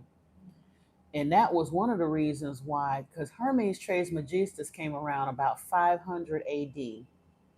That's one of the reasons why, in addition to John chapter 1, Matthew chapter 1 and 2, excuse me, and what was said in Revelation chapter 3, when you look at all of those things and then you look at like the third of the emerald tablets, in my opinion, if Hermes Trismegistus is the thrice born, I believe Yeshua was the second born incarnation of Thoth.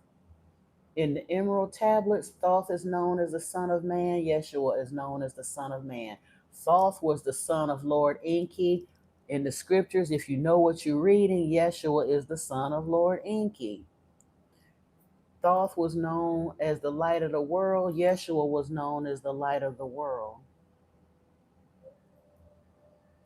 Thoth was here to raise mankind's humanity, and Thoth's mission, after he gained his immortality, he said he wanted to stay with the children of men, with the sons of men, until our consciousness expanded so we could achieve immortality as well on our spiritual quest. Christianity flipped John 3:16 to make that mean eternal life on earth or heaven or whatever, some weird nonsense. He was talking about spiritual ascension. But in John 3:16 it says, for God or Elohim loved the world so much that he gave his only son so that whoever believe like him may not perish but have eternal life. But they turned that into that whole, oh, he had to die for our sins. It ain't had nothing to do with that. Yeshua was sent to enlighten the Jews, and they didn't want to be enlightened. They insisted on continuing to worship Yahweh, and they killed him for trying to enlighten them. Hermes came to the children of Kim to try to enlighten humanity. That's one of the reasons the Watchers are going to be dealt with so harshly, because they literally brought black magic and mental subterfuge to keep humanity blinded and stuck so that we stay in this reincarnation loop in this reality. We can't ascend out of it. And Thoth was here to help us break out of it. And I believe Yeshua was his second incarnation to try to help the Jews break out of it. And Hermes Trismegistus was the thrice born to try to enlighten humanity. Now that brought us up to 500 AD. And honestly, I believe it was somewhere between 500 and 900 AD, give or take, because they shifted the timeline by about 300 years, somewhere in there. But in my opinion, and again, I didn't get this nowhere, but this was just from me looking at different documentaries and the timelines and who did what and what the scriptures say. In my opinion, at some point after Hermes hit the earth, because we did come on what they call the Dark Ages, and it lasted for about 1,000 years. Didn't the scripture say that the dragon would be bound for 1,000 years and then he would be released onto the earth to do his worst? And the Renaissance period happened when? About 500 years ago. So In the timeline, if you look at it, Buddha came along to try to enlighten humanity about 500 years before Yeshua. Now, I'm not saying that Buddha was a reincarnation, but it was still that Christic energy. And then Yahweh came along. I mean, not Yahweh, Yeshua came along in the year zero. And then 500 AD, Hermes Trismegistus came along. If the 500 years, if the 1,000 year mark was between 500 and 1500 or so, and then after that, religion really ramped up and started really pushing this religion agenda out through the Renaissance period and everything else. But it was relatively quiet religiously on this planet between 500 AD in 1500 when things started ramping back up. In 1500 was when the Gutenberg Bible, somewhere in the 1500s, was when the Gutenberg Bible was printed, and that's when they really started up with the Salem witch trial. Well, not exactly in then, but all of that stuff started ramping back up and up and up. There was activity happening that would indicate that Yahweh was no longer dormant. He was out ramping up, doing his worst to ramp up humanity and gather those unto him. Have I seen Shushma and Karan Sharar within myself? I can feel them. I don't see auras. Other people can see my aura, and I've been told that it's massive at this point. In fact, it's grown throughout my spiritual journey. I had a friend that I had to actually cut loose. He literally lost his he's legally blind due to Stevens Johnson syndrome, but when he lost most of his physical vision, he actually gained enough spiritual sight to be dangerous. But he sees auras in people, and he commented not too long before I cut him off about how my aura has actually expanded. My etheric body has grown, but I can't see auras in anyone. I feel energy. I'm an empath, so I can sense energy and feel it, but I'm not gifted with that sight. Hey, Cooker Degrees, peace to you too. You said this mission is to find who we are on a purpose and mission. Yeah.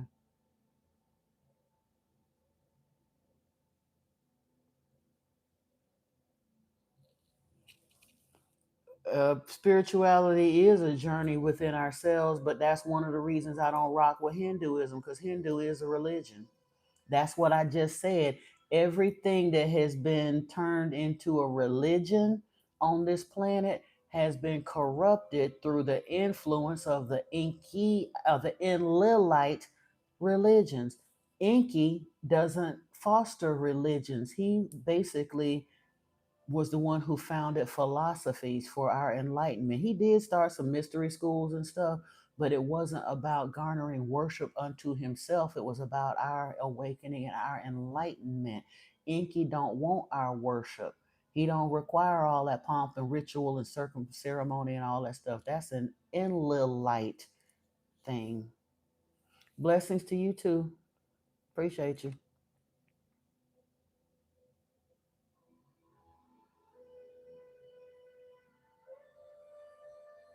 That's true, Dika. What's meant for you can't miss you. Well, it can if you close your eyes and go la la la. I can't hear you, which is somewhat some of the folks do, and they come in here and start clowning and talking all kind of noise and saying hateful stuff and all that.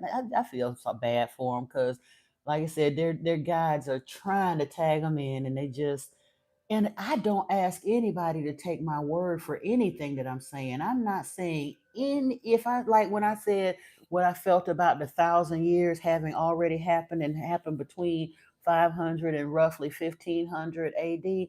When I'm telling, I didn't read that nowhere. That's my feeling from what I understood from what I read. I don't have no problem separating my opinion from what I read, but 90% of the 95%, 99% of the things that I'm saying ain't my opinion, is what I've actually studied. So I don't ask anybody to take my word for what I'm saying. That's why when I start reading the scriptures, I tell you what scripture, what chapter I'm in. If I'm from it, mentioning something that was in a book, I tell you the books that I've read. I'm not gatekeeping nothing. I want people to do their homework and go find out for themselves. Search for yourself. But the difference is the scriptures will have you believe you can only search the scriptures. You will never learn the truth if all you look at is the Bible, because they have deliberately redacted the Bible in such a way to keep you mentally stuck. It's a spell.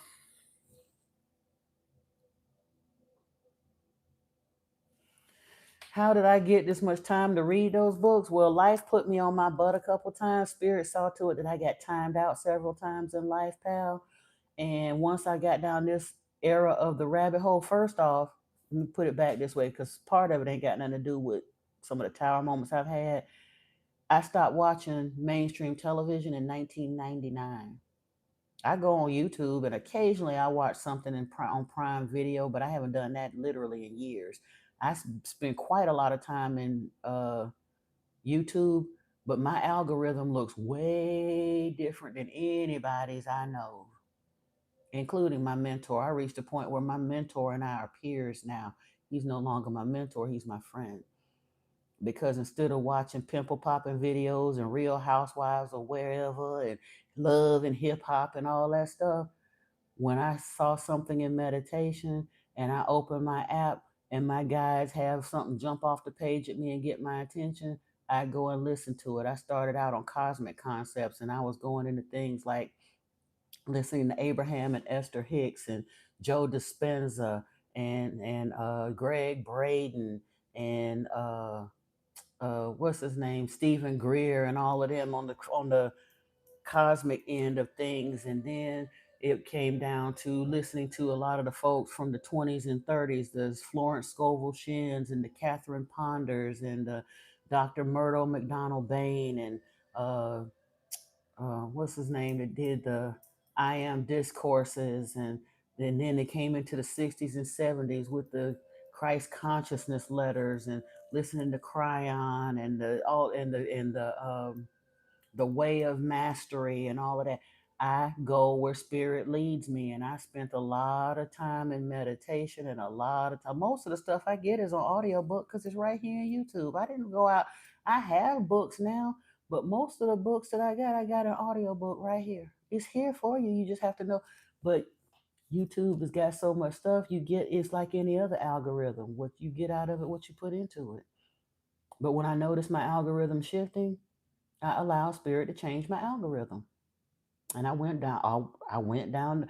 I understood I was being called onto the path of the initiate, and I leaned into it hard instead of bucking against it. I just let it happen.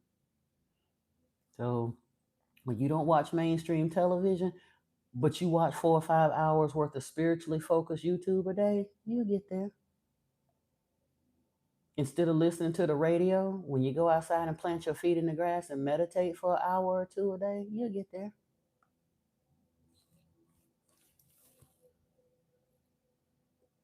Now, admittedly, I don't have much of a life outside of my spirituality at this moment, but that's fine. Because trust and believe, my life was crap before then. I'm glad that that stuff peeled away from me. And I know now I'm beginning to call in real soul family. And I've talked to them on some of these live streams about the vision that I've been shown and what we're going to do later and all that. I've been in a resting phase. I've been kind of dormant for a few years because it's about to get lit. You hear what I say? We got a mission to do. I'm here to teach, yes, but there's going to come a time when this teaching thing, it ain't even a teaching. There's some other things I'm being called to do that's going to hit the streets, so to speak.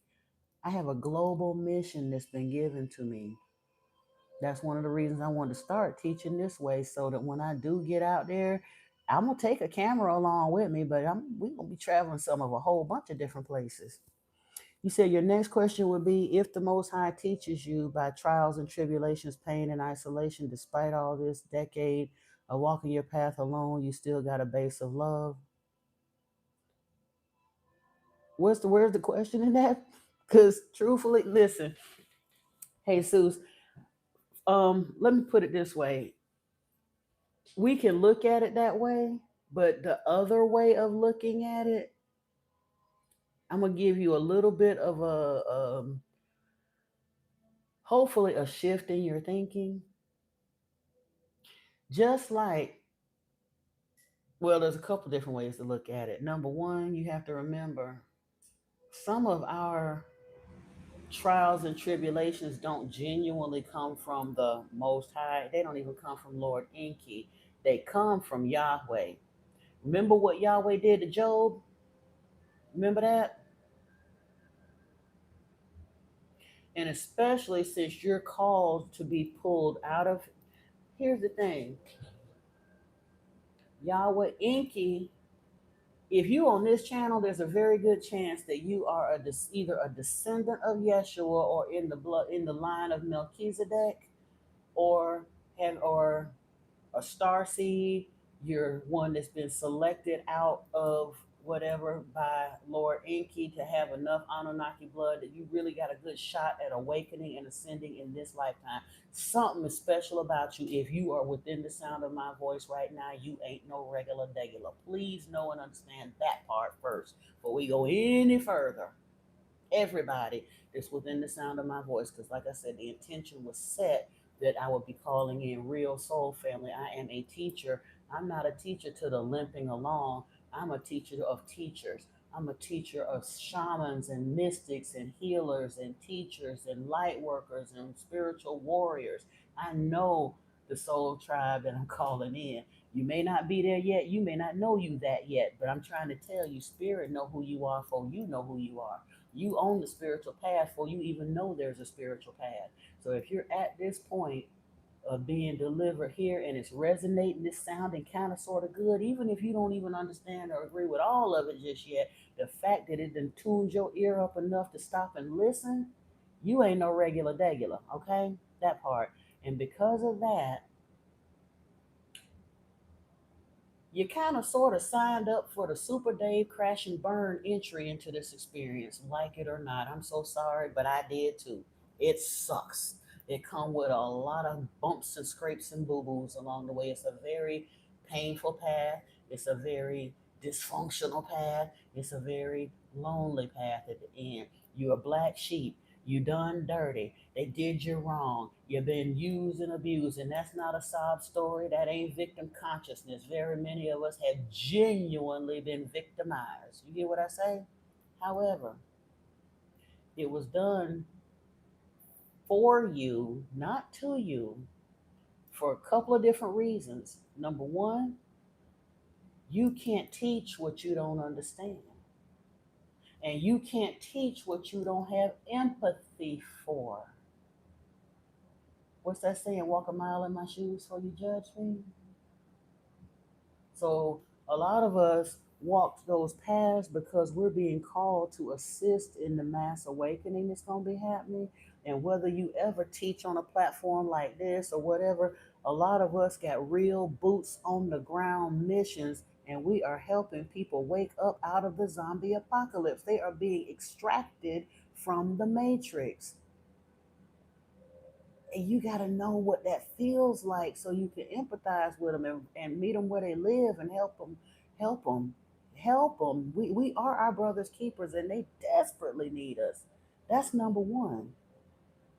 And number two, this is the part that really gonna suck, but it'll help you in your healing journey. Okay. um those really toxic people, a lot of those are very high level soulmates. In many lifetimes that we've been here, we wasn't always sweetness and light, kumbaya, and the good people. Sometimes we were the bad folks, sometimes we were the good folks. And those people, like Gandhi said, I bless those who brought me pain, for they are my teachers. A lot of these karmic folks that's been out here doing us dirty are high level soulmates that was taking us through our paces, so to speak, for learning our karmic lessons. Now, karmic lessons will continue to show up in your life until you learn the lesson. Until you learn it and graduate from it, it's going to continue to show up, even if your soul contract has to be rewritten on the fly. Even if you go from different person to different person, it'll be different faces, different places, but a churning and burning of those major lessons that you're here to learn on your journey on this trip through Earth School until you get it. So there's several paradigms that are running real strong right now. The narcissist empath paradigm is one of them. Poverty consciousness is one of them. Codependency is one of them. Um, well, you get the idea. So, and some of us have multiple karmic lessons that we were playing out at one time, because some of us are old souls this ain't our first rodeo. Some of us are ancient souls.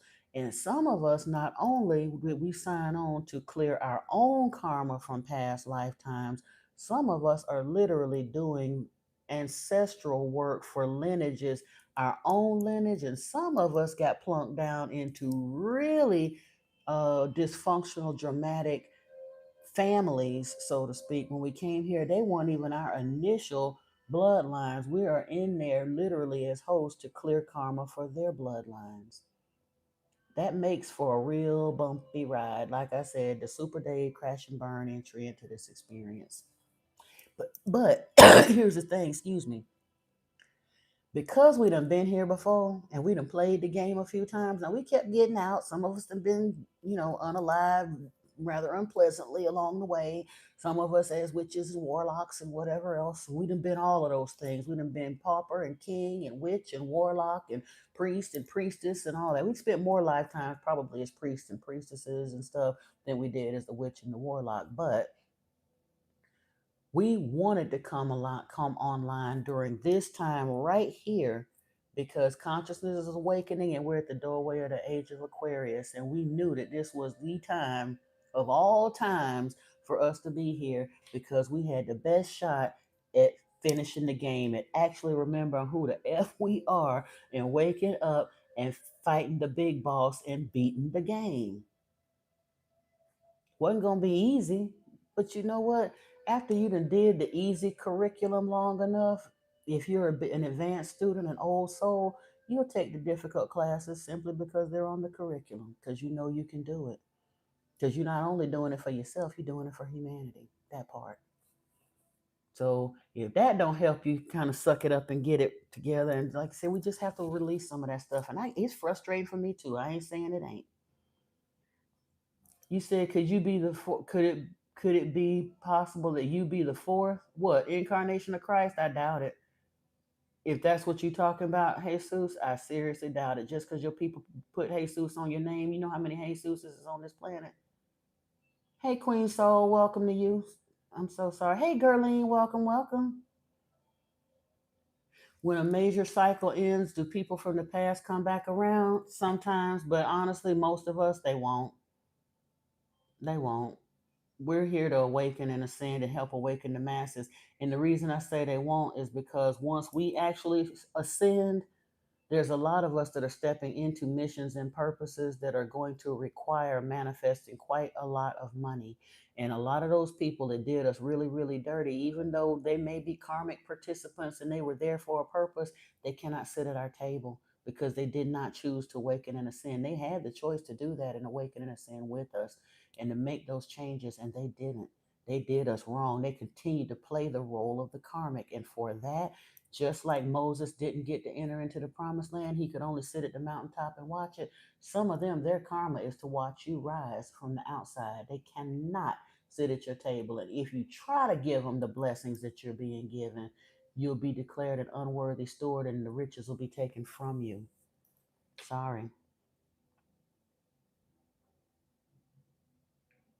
No, pal, I'm not. You know what?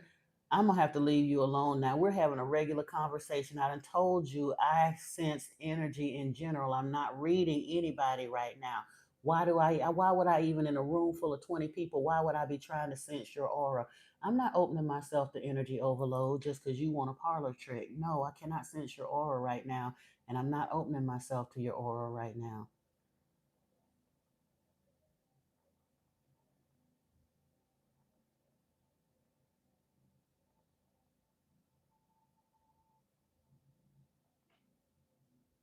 Hey, Antoine, I didn't realize you had came on in here. Welcome, brother.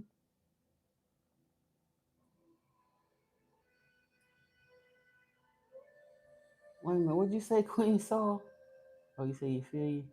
When you go around them tight, the ancestor starts, oh yeah, Lord, the ancestor starts snitching. When you can't see it, I promise you the ancestors will show you, and they ain't gonna let go till you recognize what they're trying to tell you.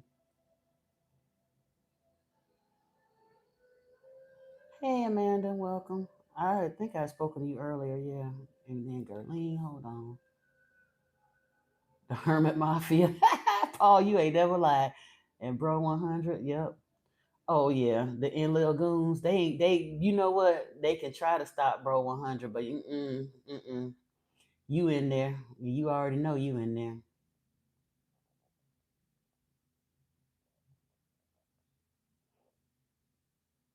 And Jesus, I wasn't trying to be offensive when I said, could you be the fourth incarnation? I don't believe you're going to be the fourth incarnation because there's a whole lot of us carrying Christ energy right now.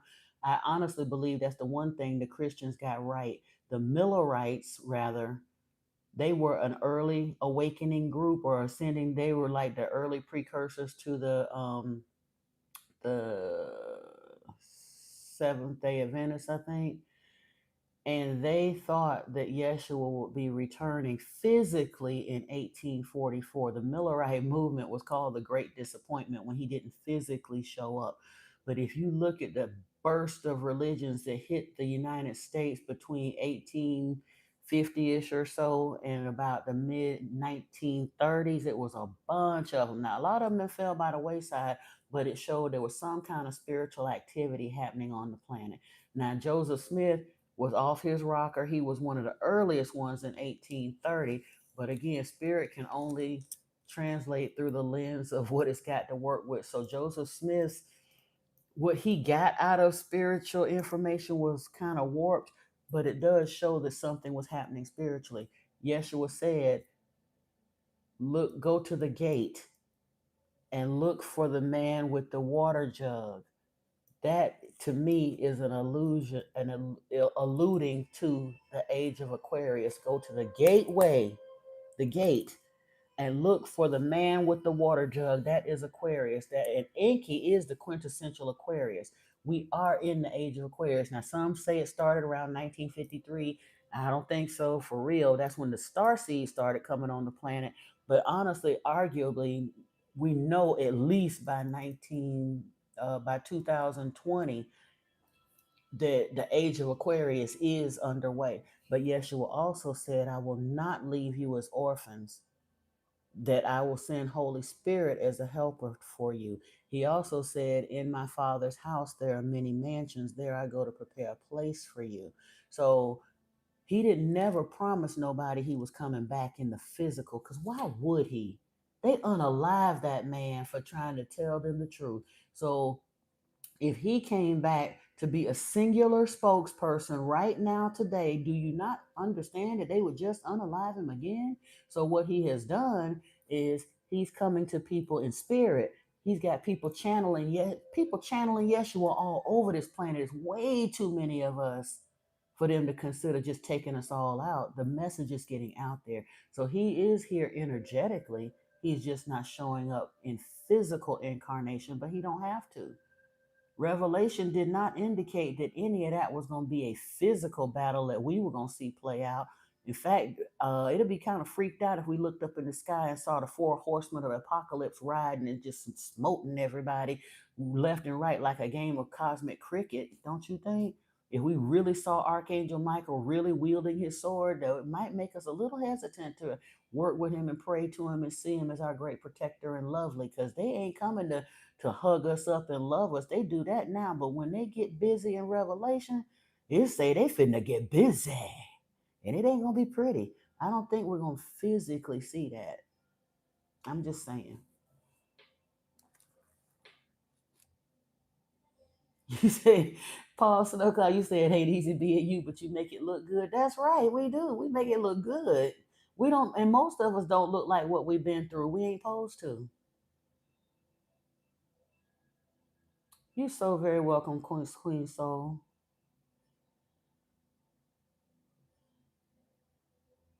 Whatever has to be done, already been done. Whatever has to be done, has to be done. We live in time and place. You know, why am I still reading Pal stuff? Because he talking crazy now, but that's okay. Hey, Baronetta Blake, welcome in. I don't remember seeing you in here before, so you and Quinn Soul, welcome to the channel. Welcome to the channel. Lovely, beautiful people.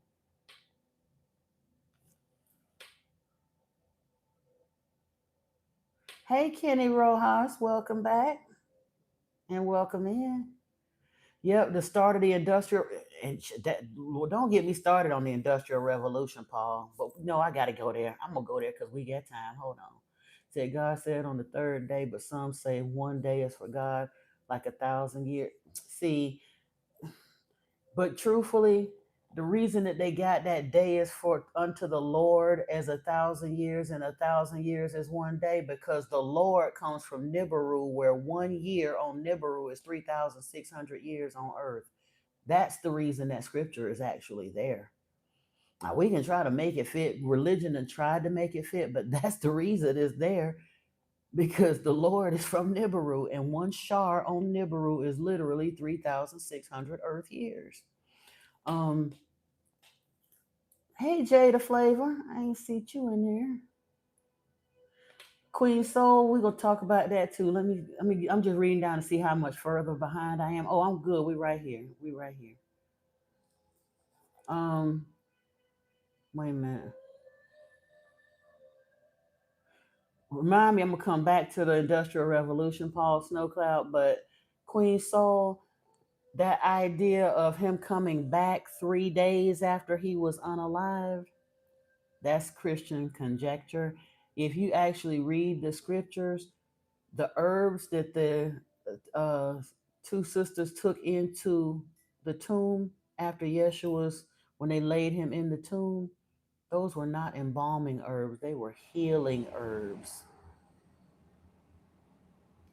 And he was seen, yeah, they're saying he rose after 3 days. Yeshua was a high yogi. He knew how to slow his breathing down, so that he would appear unalive. But there's several interesting things that happened during that so-called crucifixion that make it very unlikely that he actually died.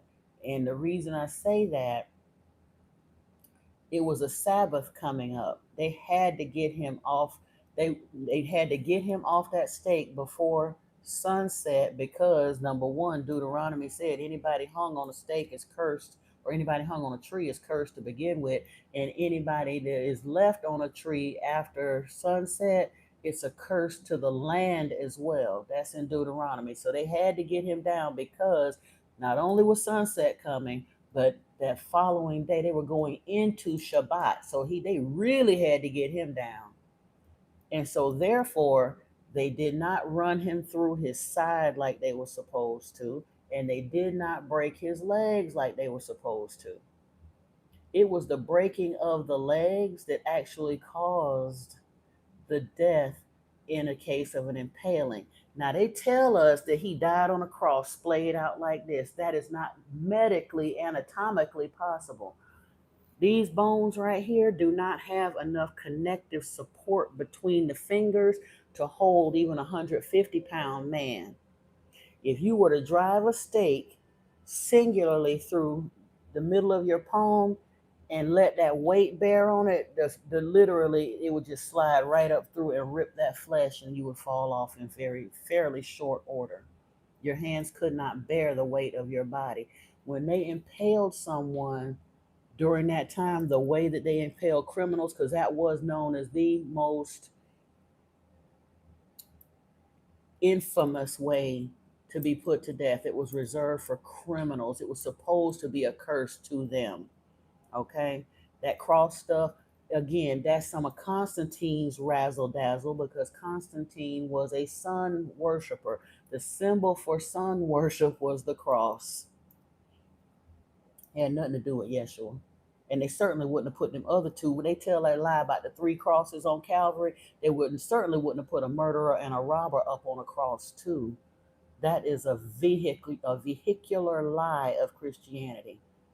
The way they actually impaled people during that time, it would have been with their wrists together like this, and the stake going through this area, because there is a large bone coming across here, that between these two bones being nailed through together, that would support the weight of a human somewhat. But it ain't gonna support it for too long, or to have to support it because they're going to come through and break the legs. And once they did that, the legs were already kind of hobbled on a platform beneath them. But once they break the legs, they could no longer support weight. And when you hold somebody's arms up overhead like this, and they can't put their feet down to support themselves, they're hanging with that weight like that, it starts to cause the lungs to fill with fluid and they wind up drowning in their own fluid. That was an impaling. It ain't had nothing to do with all that other stuff that they put on it. Like I said, that's some Christian razzle dazzle they put on you. But it is said by some historians that after he got over that debacle and Thomas came and wanted to stick his hands in the holes and all of that, the transfiguration happened on the mountain. A few of his folks saw, and they thought that Elijah and Moses had come up there, and they heard the voice saying, "This is my son, the beloved, whom I have approved. Believe him," and all of that. It got hot for him because they still knew. They like, wait a minute, we killed this MF. For what you talking about? He's still here. And he had to get out of town. He went through the Silk Road back to his father's house in the east, where he had gone from the age of 12 to 30, where the Christians don't have no idea where he was at, but the Indians know, and then the Tibetan monks in the Himalayas know, and the folks all up and down Africa know, where he went on the tour of the pyramids, all those initiation pyramids, starting from down in Ethiopia. It was like a series, like the temple, I think it was like the temple of Sekhmet and maybe Sobek and Bast and different ones, but it ended up with the Grand Pyramid in Giza at that seventh pyramid. And the reason he actually completed the tour of the pyramids because each temple was an initiation. At the Grand Pyramid in Giza was where you would receive the sabu. That's that headband you see in the Egyptian artwork with the serpent, the cobra sticking out the forehead. But we see it in the Renaissance artwork as the halo. That means that was a high initiate who had gone through all of the different initiations and received the light body. He had become Christos. But that took some years. He was 18 years on his spiritual journey. He was pressure to the rabbis at the age of 12. They wanted him out of there. He was on their last nerve at the age of 12 because he was correcting them about their nonsense even at the age of 12. And they ran him out of town. He went into the east on the Silk Road. Christians claim they don't have no idea what he was doing from the age of 30 till he rode back into Jerusalem. And my thing is, that's supposed to be the most important man that ever walked the face of the earth. How y'all lost him for 18 whole years? You lost him for more than you knew what he was doing. You knew about the story that you told about him being a baby in a manger. Then we hear about him at the age of 12, correcting the rabbis in the temple. And then he got out of Dodge, and we don't hear no more about him till age 30. And then 3 years after he get into town, y'all kill him. That don't even sound right to you. How they hinge the whole religion about a man that they didn't even bother to follow to find out what was going on with him? I don't know Bruno Groening, Christian.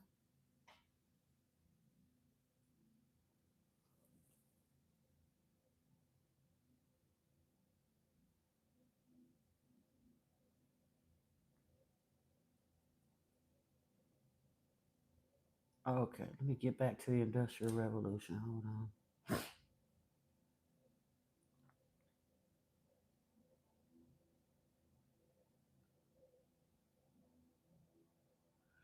All right, now back to the Industrial Revolution. That business right there. When I really, and this ain't so much on the spiritual tip, this is kind of just thinking about what's been done. When you look at, because I genuinely, I know I sound crazy when I start stuttering, but I genuinely wonder how in the world did the U.S. become a world power in 248 years? Like genuinely. And truthfully, it wasn't even 248 years because it became a world power 100 years ago after World War One. Like you said, before we marched into World War Two, it became big. World War One pushed the U.S. into becoming a world power, but that was orchestrated through the Industrial Revolution. But didn't it make you, they told you about that shot that was heard around the world. Now, there was no television then, and I don't even know if they really had an effective um, telegraph system at that point that Ferdinand, when the King Ferdinand was supposed to have been unalive, but ain't nobody ever asked the question, number one, why did that happen? And number two, how did the US all of a sudden become the go-to in the midst of that? He was what he was Spanish or Austrian or something king, and he was over in a completely other country, and he gets assassinated, and all of a sudden the US just takes off like a shot.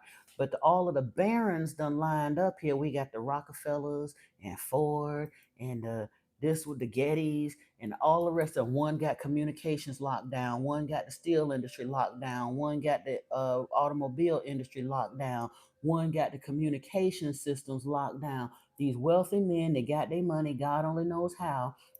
And then they turned around and created the public school system, not because they loved humans so much and really wanted to help American children. Oh no, it had nothing to do with that. They wanted to make sure that everybody was literate enough that they could work in their factories. And then they created them ghettos, even though psychologically the Germans and the French had already been there and done that and told them ghettos don't work. Psychologically, they're very, very dangerous. They breed exactly what we see happening within po folk now today, especially among black po folk. But they brought the immigrants into the ghettos, into the cities for the purpose and working in their factories. And then guess what? We'll pay you just enough so that you can pay rents to live in the ghettos that we made. They created literally not even velvet rope prisons. They were just open wall prisons for humanity to enslave themselves. We got to move into the city for this new opportunity to go work in this factory because they're going to pay us this, that, and the third. But they're paying you to go live in their overpriced crackerbox slums, and then through their mass communication, first through newspapers and then through radio and television, they go on a psychological campaign to basically let you know you ain't shit if you don't turn around and buy all of the stuff that you make in their factories for them. So you spend your money on rent and food and a little bit of plastic junk that you'll never get rich buying. It's just stuff to soothe the stress of living in that pressure cooker cracker box and spending a third of your life working for them. That's what the Industrial Revolution gave us. And then they started really, really crippling people because they knew that the awakening was coming. They've been playing with timelines forever. Then they started dealing with our health scenario, number one, by creating the food industry. Ain't no reason why industry and food should ever have been together, but by doing that, by the commercialization of the food industry and the pharmaceutical industry, those two things together put us on a path of beginning to make us think that it's for our benefit and lengthening our life. And truthfully, it was seeing a way to effectively make them a whole lot of money while affecting our early genocide. Because if you think about it, they're supposed to be expanding our lifetime. With all of the medical advances we have now, we should be already living to well over 100 years or more if it weren't for the fact that we're being poisoned. We're being poisoned. And the reason I know we're being poisoned, there's an epidemic. Like 60% of the United States is obese right now, if it ain't 70% by now. And of that 60%, 20 or 30% are morbidly obese. And it ain't that those people are just greedy or lazy. Their bodies are suffering from long-term exposure to inflammatory products that are highly addictive and a chemical overload such as the world has never known. Before the Industrial Revolutions, medicines and chemicals, they were using about 20 or 30 basic compounds for medicines. And now there are thousands that they have no idea the long-term effect that it's going to have on the human genome. Like they keep talking about this mRNA or whatever they did with the vaccine and the thing and all of that stuff. They don't know what that's going to do just because it make it through a year long or a 2 year long chemical trial. They have no idea what it's going to do long term to the human genome. Don't care because somebody making their money off of it. Same thing with all of the fake colors and fake chemicals and all that stuff that they put on food to make it shelf stable so they can track it in trucks and leave it on shelves and all that stuff for weeks and months at a time. Eating all them chemicals, the same things that preserve all of that stuff, they have to pull all the nutrients out and make refined everything, which when they refine flowers, they pull all of the nutrients and stuff out of it and pump it back up full of artificial chemicals so that it tastes like something, lace it all up full of sugar. They got us mainlining sugar on this planet right now, especially in the US. Baby formula full of sugar. They start us out early. Baby formula is almost half sugar, or it used to be. They might be somewhat better now. Things in the grocery store that you wouldn't think even got no supposed to have sugar in it, be having sugar in it, green beans and stuff like that. And then put you on all them dairy products. What organism do you know on this planet that gives milk past childhood? We're the only species on this planet that can willfully continues to consume milk past infancy. And we certainly the only ones on this planet that voluntarily consume another species milk beyond beyond infancy. And it don't do a body good. It doesn't, and they know it don't. They put that slogan, milk, it does a body good. The calcium that's in milk is not bioavailable to us. It actually causes calcium to leach from our bones. That's why when they started that milk does a body good and had people delivering gallons and gallons of milk to their houses back during the 30s, 40s, and 50s, that's part of the reason we got nursing homes full of people with brittle bones right now, especially among white people. I'm so sorry to say. Fortunately, that's a time where our lesser economic status saved a lot of black folks. We couldn't afford to be sitting up guzzling milk by the gallon like the television showed them folks in middle class America was cool to do. And then folks that was guzzling milk by the gallons, now if they turn over in bed too hard, they breaking a hip. Melanin does give us somewhat denser bones for the most part. And yes, there are some frail black folks that do wind up with osteoporosis, but by far you see it more in middle class white America. And what did the middle class white America have that the other poor indigenous and melanated folks in this country didn't have? Milk. It does a body good. That part. Most folks don't even know when it come down to that whole medical thing. At the turn of the 19th century, going from the 1800s into the 1900s, there were more holistic doctors in this country than there were what we call now allopathic physicians, or what modern medicine is now. But modern medicine went on a campaign to make natural doctors seem and sound like quacks. Oh, Chinese medicine that's been around for 10,000 years, that's quackery. Uh, yeah. Uh, Ayurveda that's been around 10, 15,000. Oh, that's quackery. But come over here and get our good chemicals.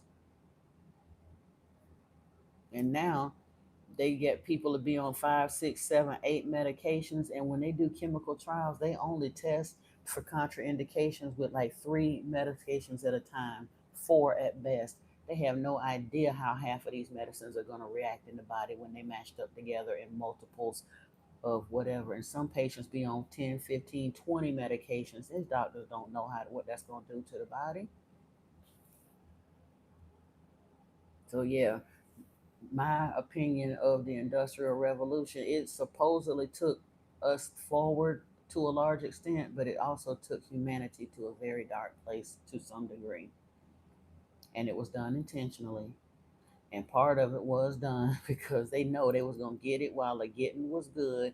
They knew that. You think that they didn't know that the awakening was gonna happen? Why do you think they allowed fluoride in our water without any real third party testing or any peer review information or any of the rest of that to prove that guy's theory whether or not fluoride actually prevents cavities, which it don't.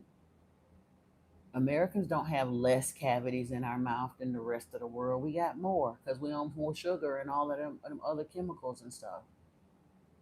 And truthfully, fluoride keeps people placated. They pumped fluoride literally into the concentration camps in Germany to keep the masses placated.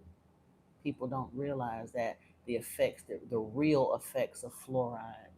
But because somebody with a lab coat and a clipboard showed up on a television and told us that 4 out of 5 dentists recommend it, we go right for it.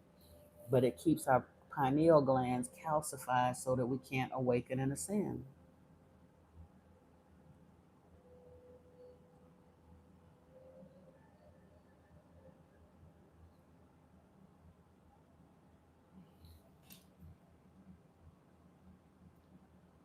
You welcome, Queen Soul.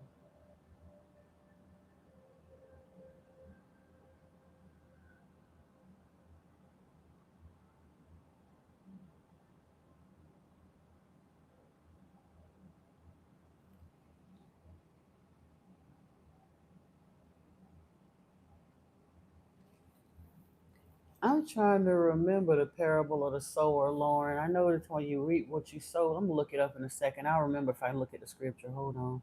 You welcome, Gloria, and welcome to the channel. Hey, Miss Pretty Lady, ain't seen you in a minute too. Welcome in.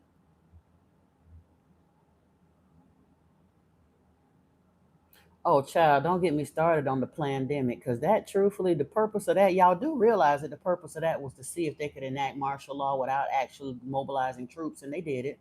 How you shut down the whole world based on what a computer programmer said?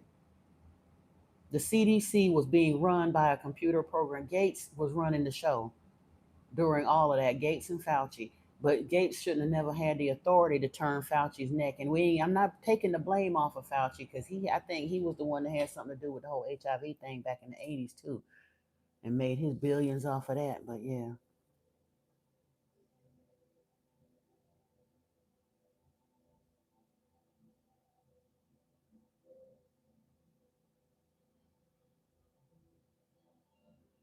Hey, Cece, welcome in. I didn't see you come in. And Wrinkle, this is the only acknowledgement I'm gonna give you. That's all. I see you. So ain't no point to keep typing nothing. I see you, but until you come in here like somebody with some respect, since we talking about spiritual things, you'll get no further acknowledgement than that from me.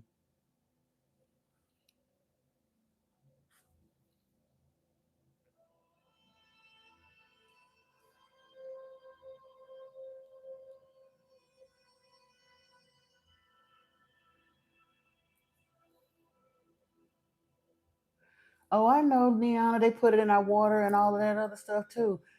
Eh, And truthfully, you know how hard it is to find a shower filter that filters out. It's very difficult to find a shower filter that filters fluoride out of the water. The best you can do is get a vitamin C filter that will mitigate some of the fluoride in the water, kind of cancel it out a little bit, or get a whole house filter. But yeah, but that's the only reason we really shouldn't be drinking tap water without filtering it. And I do filter mine because, truthfully, there's an issue with them plastic bottles too. Most of them things wind up sitting on the back of a truck or sitting in hot warehouses and stuff, and they're leaching plastic into the water. They estimate now that the average American has enough plastic in their body to make a credit card out of. We gonna literally be first cousins to a milk jug in another generation or two.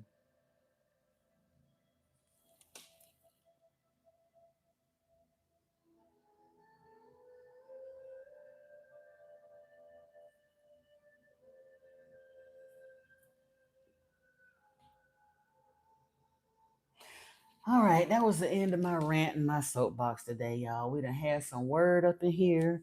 We done got our talk on. Somebody else come up with a topic so we can continue to talk.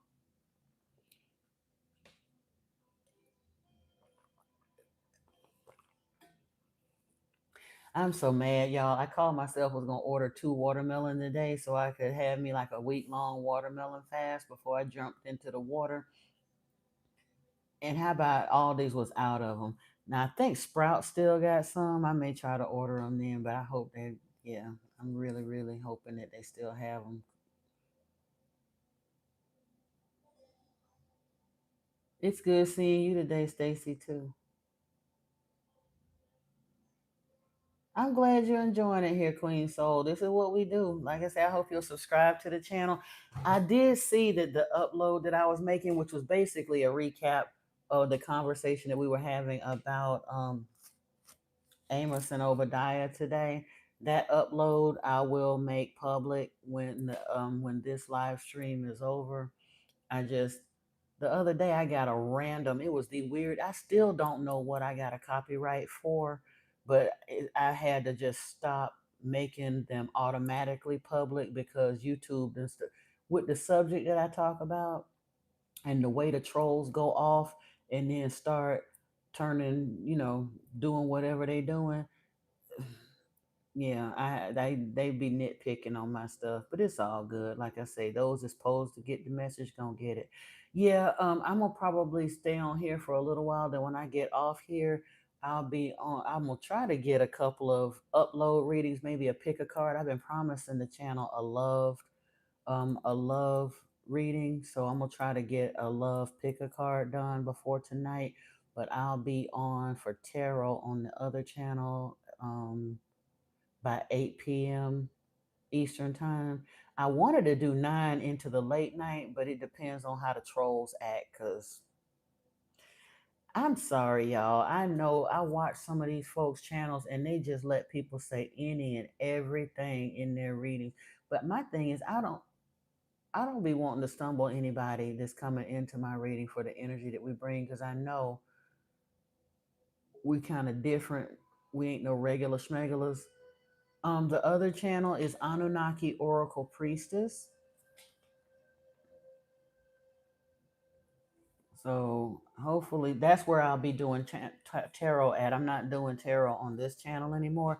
Occasionally I'll probably link a reading like I did pick a card for the full moon and the eclipse, and there's a playlist on this channel named Full Moon. It had like some typical rituals you can do and some meditations and some meditation music and some information, and it had a couple of other readers messages in there too.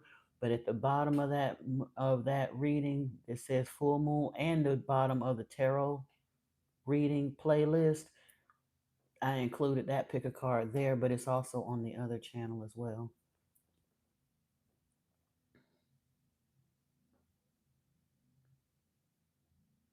Cool. Appreciate it, Stacy. Thank you. And Niana.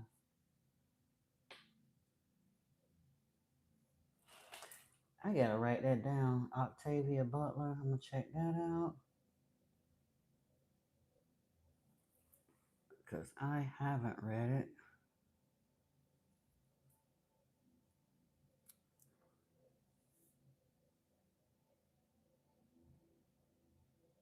And Lauren Olamina.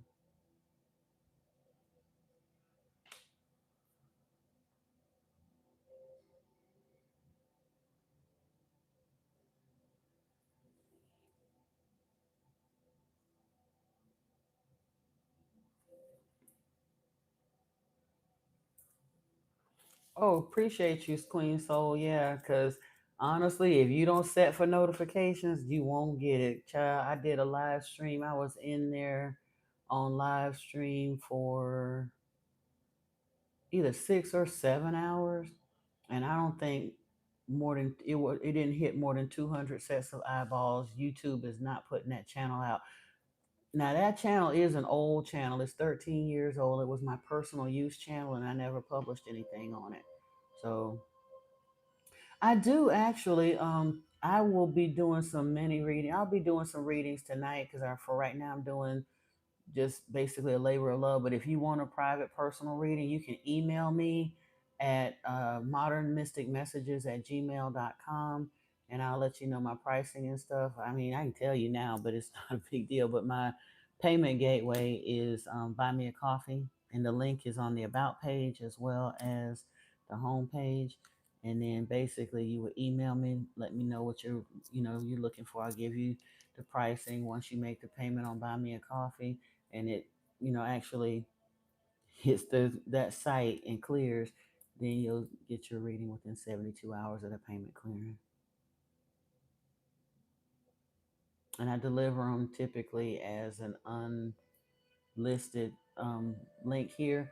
So it'll remain on the channel for at least 60 days so that you can share it with whoever you want to or whatever, but nobody will see it but you because it will remain unlisted.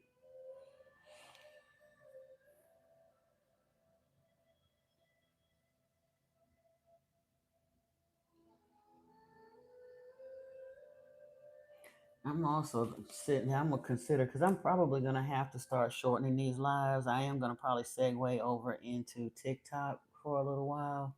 I'll still be here on the channel and showing up live and stuff, but it'll just have to be shorter time periods so I can kind of jump back and forth between a couple. But I'm also thinking about opening up some kind of a platform or arrangements to do like one-on-ones if you want like personal coaching or conversation with, or even live readings over like Messenger or Zoom or whatever you're comfortable with.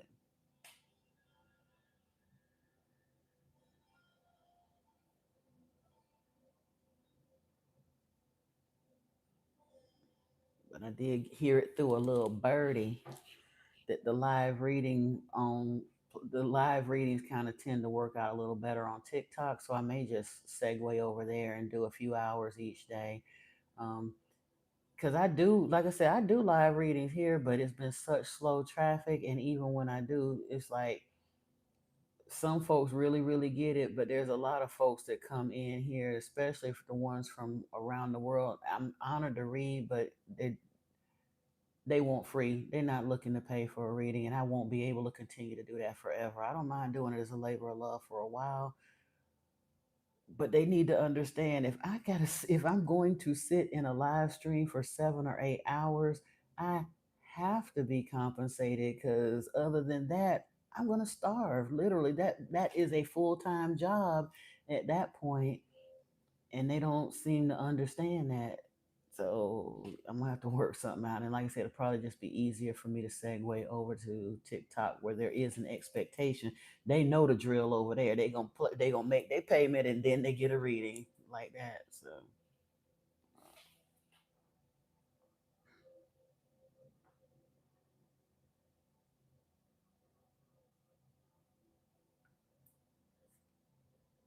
ooh, that might be interesting. Anyanwu. Wow. I'm definitely gonna have to read that at some point.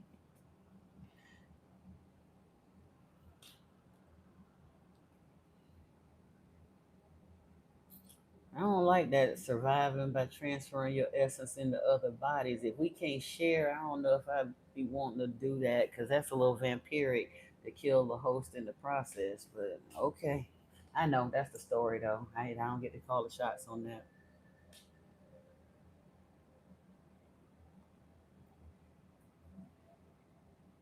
Oh, okay, cool, cool, cool.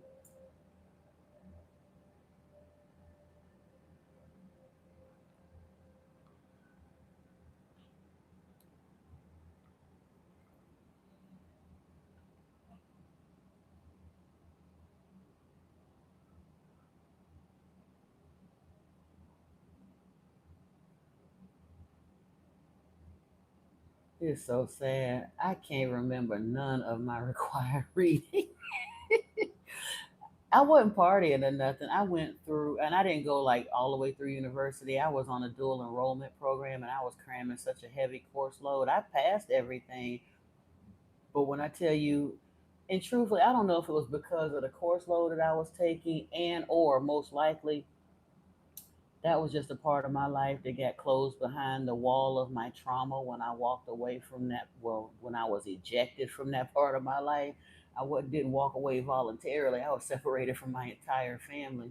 So I don't remember. I genuinely could not tell you none of my required reading now. That all of that's a blur. I mean, I remember going. I just don't remember none of what I did. Mm-mm-mm. That's pathetic. Like I said, I got a lot of complex PTSD around my college years, though, for real. Oh, okay. But I'm saying, I figured it may have had something to do with that. I mean, different people get different, but I'm saying I was in like lit courses and stuff. I genuinely cannot remember any of my required reading, good, bad, or indifferent, white, Asian, none of it. I could barely remember the courses I took. But again, like I said, I know for a fact that I have a lot of complex PTSD around like childhood trauma and things like that.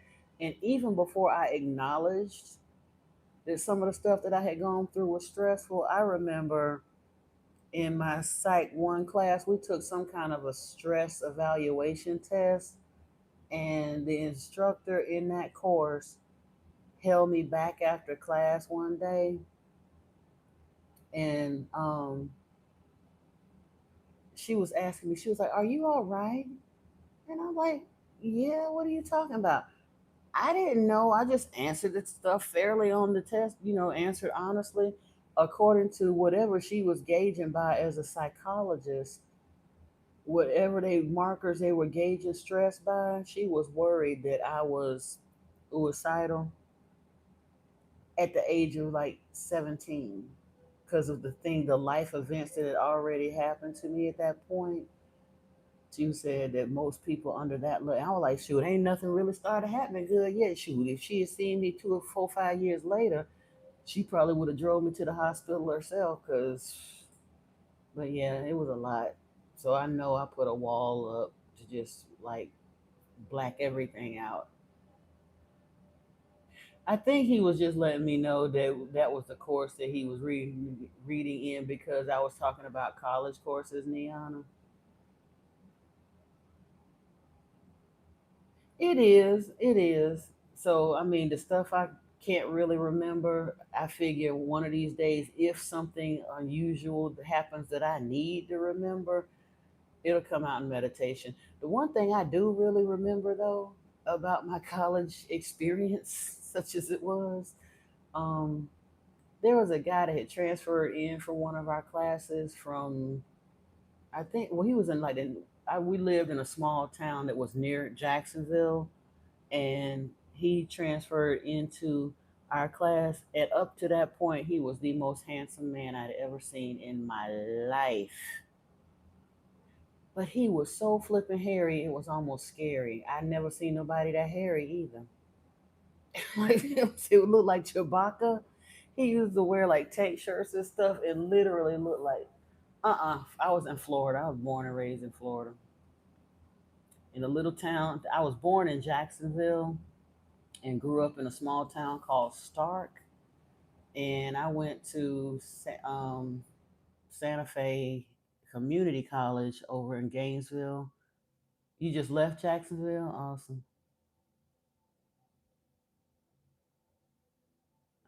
Where you at now, if you don't mind my asking? Oh, you in Tampa? Oh, my daughter and her wife live in Tampa.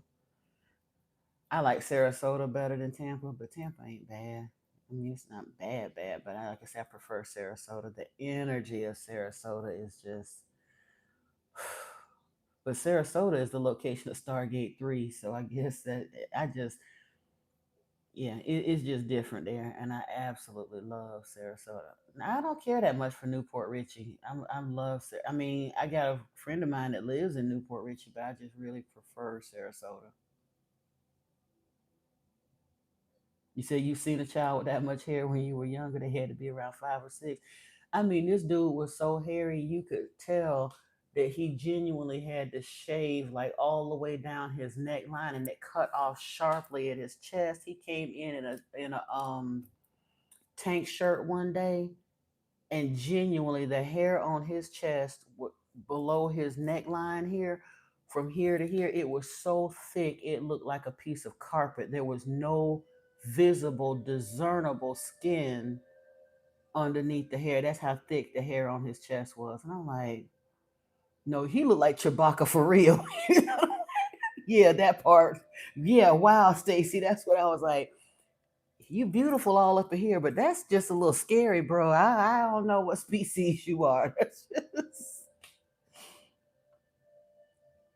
you nomadic. I've been a lot of different places. Well, not a whole lot of different places. I did Virginia for several years, and I'm from Stark, but I moved out and I was in St. Augustine for a few years. Moved to Virginia. Then when I came back to Florida, I went to Sarasota. Then came here to Atlanta. Went back to Florida. Then back here in Atlanta. So yeah, I get around a little bit, and now I'm looking forward to getting out the country. You're from Maryland, yeah. You are across the street from DC for sure.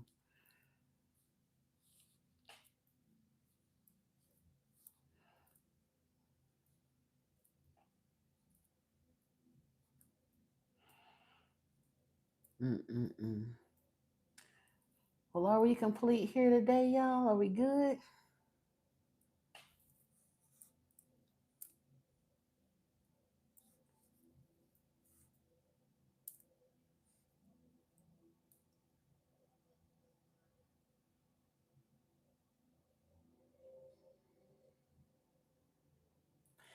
Honestly, if it weren't for my friend, I wouldn't be here either. Okay, you welcome, Stacy. You're so very welcome. That's why I was checking to make sure ain't nobody else had nothing else they want to talk about. Um, but as far as Georgia, I'm only here because one of the very few friends that I have left. And honestly, I laugh because we're kind of on a different wavelength of spirituality. He was one of them that got kind of stuck in the Tahuti Ma'at Phil Valentine days, but he was spiritual enough. Spirit had to check me though, because he's not doing a whole lot with his spirituality, but Spirit had me appreciate one day. He was like, look, whether you consider him majorly spiritual at this point or not, he was spiritual enough to be part of my extraction team. When my tower fell, I was literally left with nothing. I had told Spirit I wanted to learn how to manifest from nothing, and my ex took me through the ringer. I would have been homeless if it hadn't been for my friend. He literally had to send me a ticket here, but it was the safest spot I could have been on this planet because I had been so, I don't want to sound like victim consciousness, but when I say some people genuinely been victimized, I had my pickers was broken, and in my jacked up energy as a displaced or an imbalanced empath, I was in a excuse me. Hey Terry Will, welcome. I was on a course of serial monogamy through a bunch of sociopaths, narcissists, and otherwise not very good dudes that it yeah, when I got here, I didn't realize how much I needed to be exactly where I was. I needed to learn, number one, I needed to learn to build trust in men again, but I also needed to be in a place with a man that was safe for me to be around because genuinely, baby daddies, exes, and all the rest of them, I can honestly say this is the only man that didn't try to pressure me in untoward ways. Our neurodivergence just works. We're friends. I love him like a fat kid love cake, but will never be together, and that's fine. But it was a genuinely safe space for me to be in. And yeah, he don't cook at all. And so I cook for him, and we basically be farting around in here where like say two shifts that both that pass in the night. He works weird out, not weird hours, but he likes the early morning or late night shifts. And we say hey and bye on each other way, and then he go upstairs and watch a little ESPN, and I be down here and do my thing. I am not religious anymore, Emmanuel. I am spiritual, but I am no longer affiliated with any religion. I walked away from Christianity though.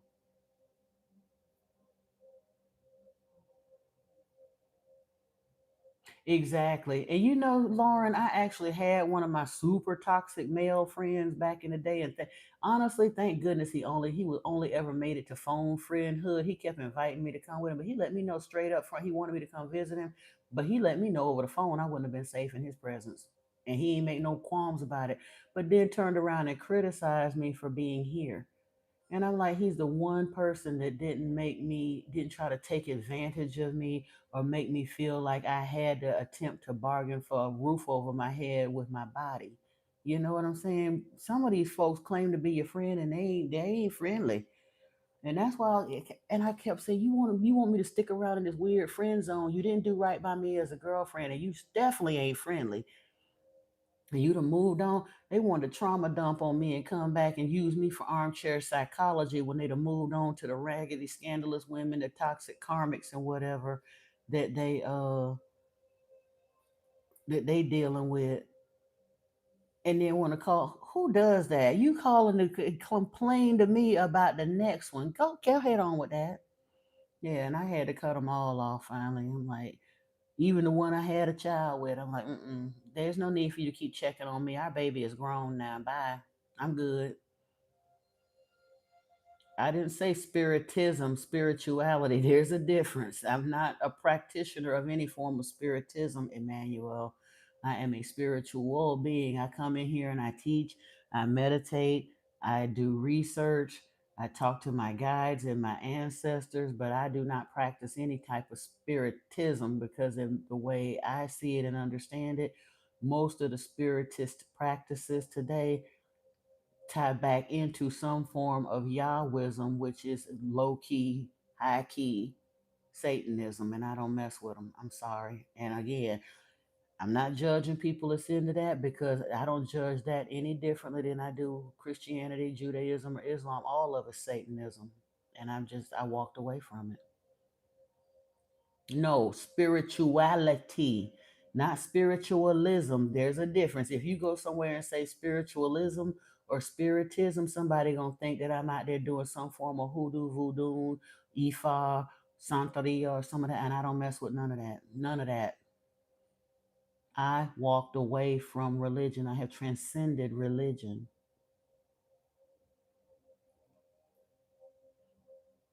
I can read the scriptures and glean what I can from it for wisdom's sake, but I'm on an ascension path. I don't have time to be stuck in that no more.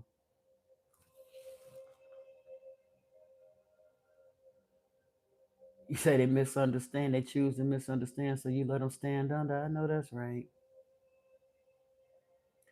Oh, trust me, child, I walk so alone now, it ain't even funny. I just, yeah, even the few female friends that I had, I wound up having to kind of, that's one of the reasons I'm so grateful for the soul family that's coming in. There is really a sense of tribe here that I'm walking into because I have genuinely been alone, alone, alone, except for my children and my boyfriend. I'm alone and have been for a good long while. And I'm fine with that. You know what I'm saying? I needed to heal and all the rest of that, but I knew I couldn't stay in the cave forever. But I also knew some of them karmic lessons I done came through, I ain't going back to, period. They can stay over there. I love them. I forgive them. Like I say, I bless them for they're my teachers, but they got to stay over there somewhere.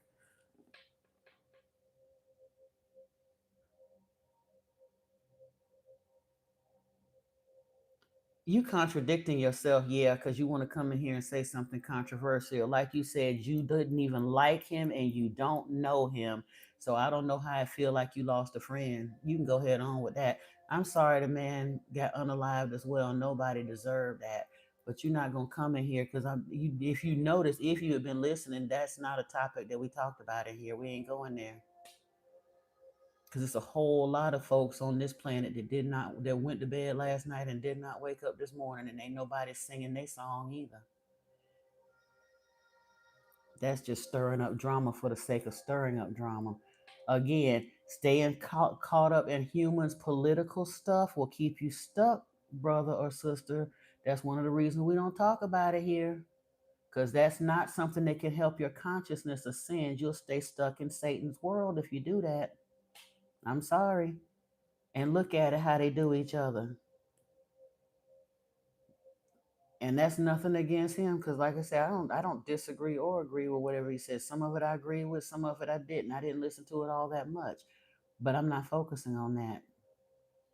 because he knew what he was walking in and amongst all the time, and deliberately set out to incite them people to those that type of fever pitch every time he stepped out there. I didn't say it's right, it's not right, but that's what he chose to do.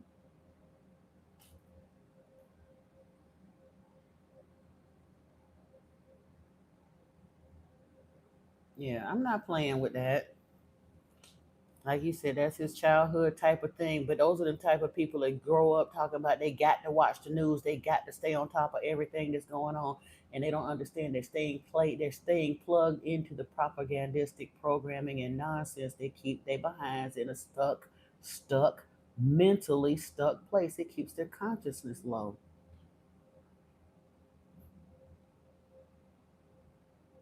It is exactly. It is none of it's for their benefit at all. Politics is a divisive element.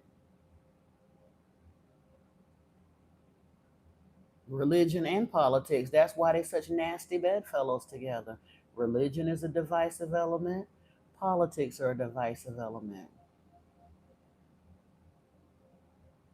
Religion is a restrictive element, I should say. And it's a mentally and spiritually crippling element. You were told to stand back and watch. Yeah, don't get involved in that mess. Yeah, I am. That's why I was saying whenever we're complete here, I'll probably stay on about another, no more than another 30 to 40 minutes. But I mean, yeah, by 2:30 I'll get off of here so I can stretch my legs and chill a little bit. See if Sprouts got some melons since all these didn't. Well, Sprouts got seeded melons, so I might hopefully I get a couple of them. And then I am gonna try to do um some readings offline, not live, but get some uploads done. And the next episode in the book of Enoch. And so I can be on by 8 or 9 o'clock tonight. Lauren, I feel you. Oh, you all good. Okay, cool, Brittany. I look forward to seeing you there. Honestly, I'm not sure where Sam's Club is here in Atlanta. I'd have to look it up. Probably though. I'm up in Sandy Springs on the north end. What's going on? You are you in Atlanta, Queen Soul? Do you work at Sam's?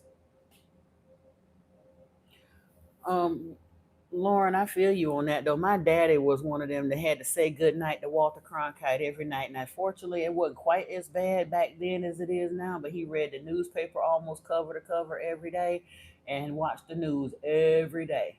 Dan Rather and Walter Cronkite, and I know why he did it. My father only had an eighth grade education, and he kept himself apprised of what was going on in the news by reading the newspaper and watching the news and all that. And most people thought he was a college graduate, but it was because he read a lot. Um, but yeah, no, I had to unplug from that stuff because if you stay plugged into that, it will keep your consciousness in a very low place.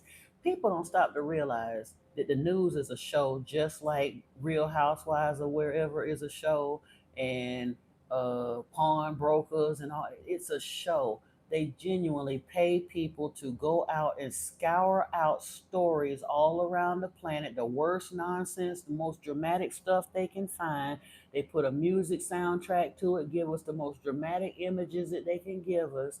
And oh, at the very end of the story, they might give us something about a cat coming out of a tree or one little feel good piece. But for the most part, we're being fed negativity after negativity after negativity after negativity because those energy beings, those powers that were, they feed off of negative energy. So they got to keep our focus, our consciousness focused that way so they can feed off of us and to make sure that we don't figure their nonsense out and mess around and awaken in a sin. So they teach people that they've got to stay in the know, and then they sit there and spoon feed them hand selected negativity every single day. Put people on planes, pump them down in politically dangerous spots and all, because they done told us that we supposed to be nosy and we got to know. I ain't trying to be funny, but you know how much nonsense and BS happen here in Atlanta? Why do I really need to know what's happening in Wichita and out in Helena and over in San Francisco and all the negative stuff that I can sit there and look at and can't do a damn thing about? I couldn't vote against it or for it if I wanted to. Why do I need to have that regurgitated to me every day? But that's what they do. Keep us nosy and focused on negativity so that people that do that can't they and half of that stuff is still only subterfuge. They keep you busy watching this over here so you ain't paying attention to what they doing over there.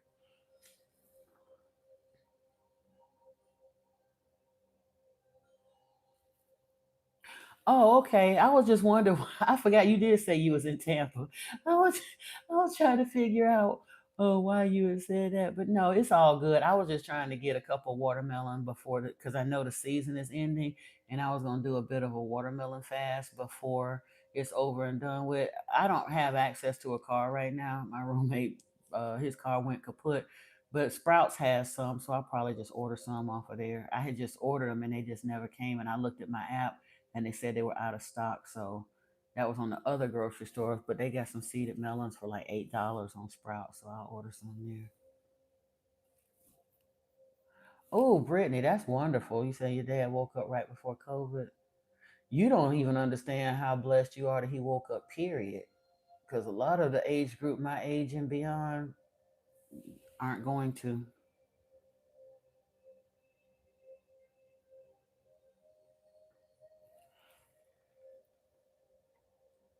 You said your grandpa made you read with him on Sunday morning. He only had an eighth grade, a third grade education. Oh, wow, Paul, that's cool. Now, my parents were big on educating ourselves. It was, well, like I said, when they got in the Jehovah Witness thing, they didn't want me to go to college, and I was aggravated by that. My mother actually said later on that she did, but I ain't find that out till 30. She wouldn't speak up and buck daddy's system, but no, the organization really did. They pushed way hard against us going to college. So I did the dual enrollment thing through the community college, and that was as far as I went. Um, but daddy, his father left my grandmother when the boys she had three sons, and she was kind of a party girl. She was one of them high yellow. She was an Indian, raw bone, 6 foot tall, with the silky hair and the high cheekbones and all of that. And she was a party girl. And whatever happened, granddaddy didn't like. I never got to meet my grandfather because after he left, she bittered my brother, I mean my father and his brothers against the man. So he was still living for a while when I was growing up, but I never got to meet my grandfather. But he left, and they basically wound up kind of taking care of themselves. And he finally, like I said, he dropped out of school at in the eighth grade to take care of himself. And then at that during that time, you could still get in the army without a diploma. So he joined the army at like 18 and did a little whatever. So that kind of helped him out a little bit. Oh, I hear you, Queen. I don't blame you. Well, here in Atlanta, my favorite shopping spots, there's a place called the Buford Farmers Market. Is like an international market, and my go-to food wise are Asian inspired foods and spices and stuff like that. Plus, they had a seafood market and a really nice produce section with the like huge produce and all of that. So that was where I kind of liked to shop when I was driving around. But and then there was another market, a smaller one, it was kind of sort of an Asian market with it was like a split between Asian and Latin called Nam de Moon. And between those two, those are my shopping staples here.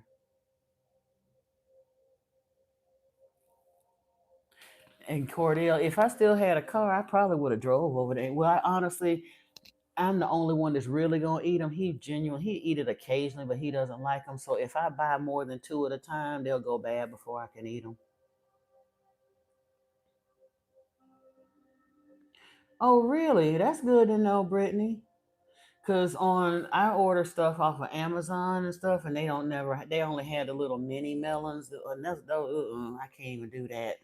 So I will definitely look into Sam's, but like I said, I looked on DoorDash, and Sprouts actually does have some seeded melons, and the price is pretty decent.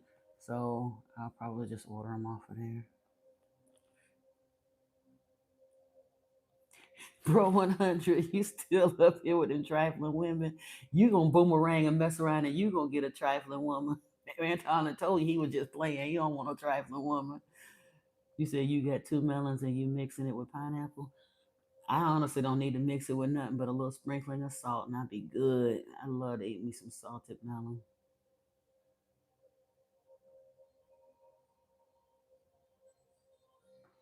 That is awesome, Brittany. That your dad woke up. That's for sure.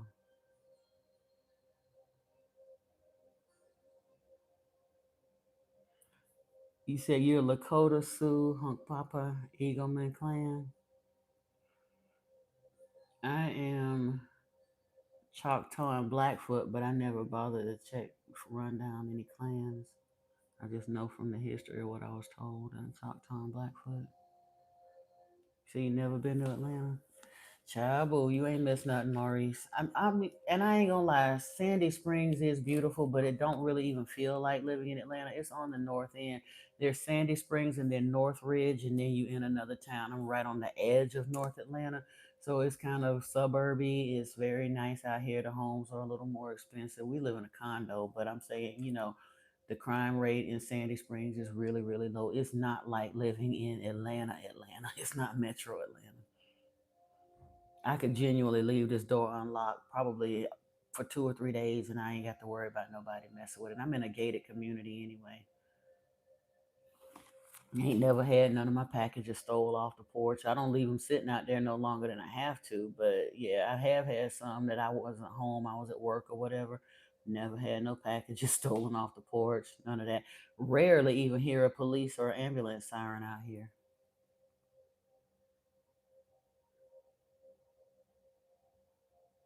Yeah. Oh Lord, especially in the Orlando area, Brittany. Oh my goodness, they got some beautiful Asian markets. Like I said, that's my thing. That's my jam.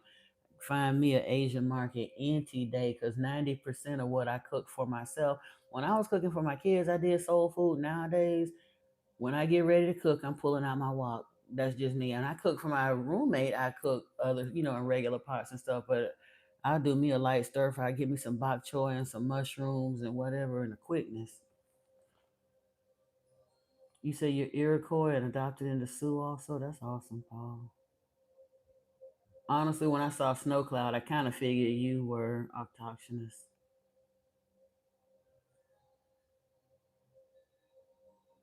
What you say about the Coca-Cola 500? Wait a minute.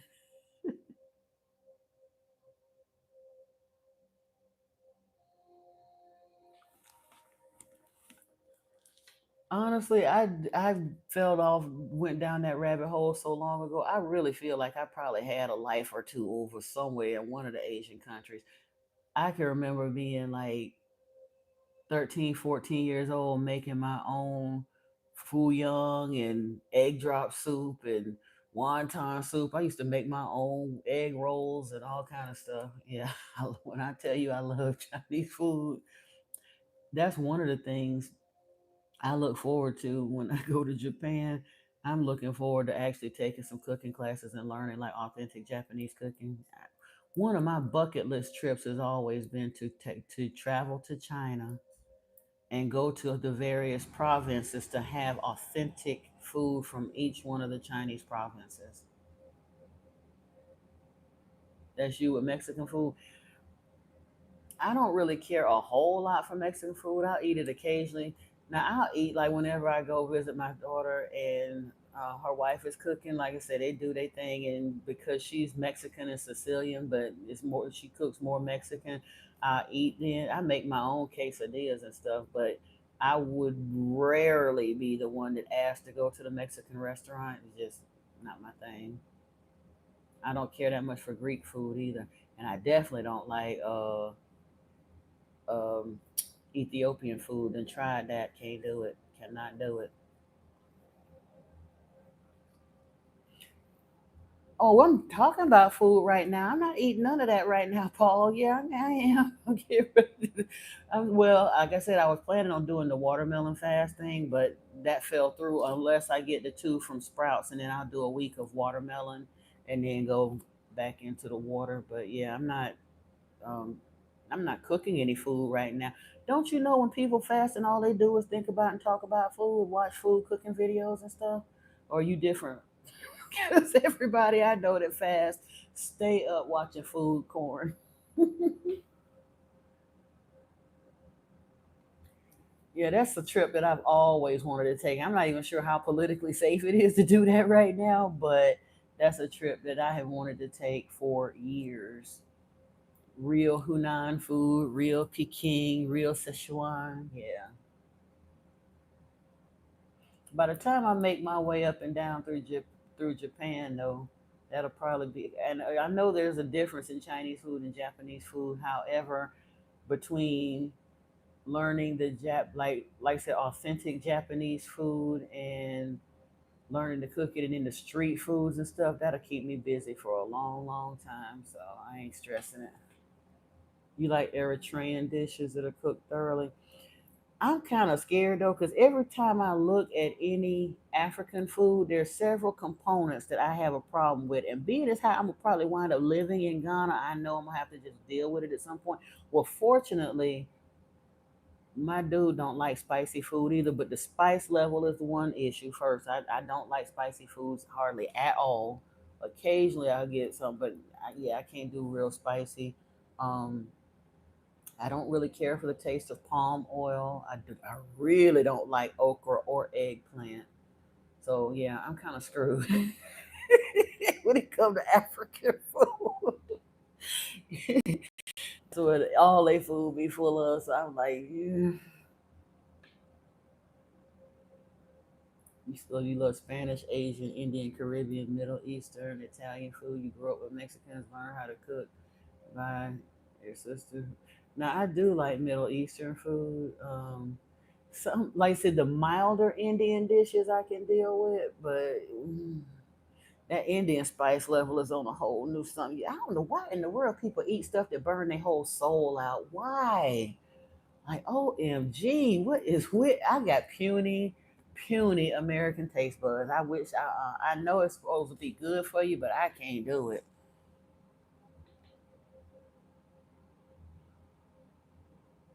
And honestly, Brittany, if I went to Mexico, I'm sure I would love the food there. I just don't like American Mexican restaurant food.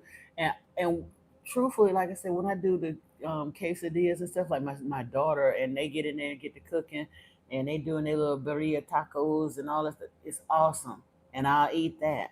When I go and make my quesadillas are better than any restaurant quesadillas I've ever had. And I've been in quite a few Mexican restaurants. My ex said that one time. He was like, "Why you go to a restaurant order quesadillas? Your quesadillas is better than anything you gonna get in a restaurant." And I know that. So most of the time, I just don't fool with them. If I want something, and yeah, you say you cook all your own food. I need to get back to that. If I had been doing that, I wouldn't be so fluffy now, you know. But that was truthfully when the first time I lost weight, the first thing that I did was made a pact for myself to not eat at any restaurant that had a window hanging off the side of the building, and that helped tremendously. And then I started doing intermittent fasting and truly eating like one meal a day, not within a window, but genuinely like one meal, whatever I could sit down and eat in one session.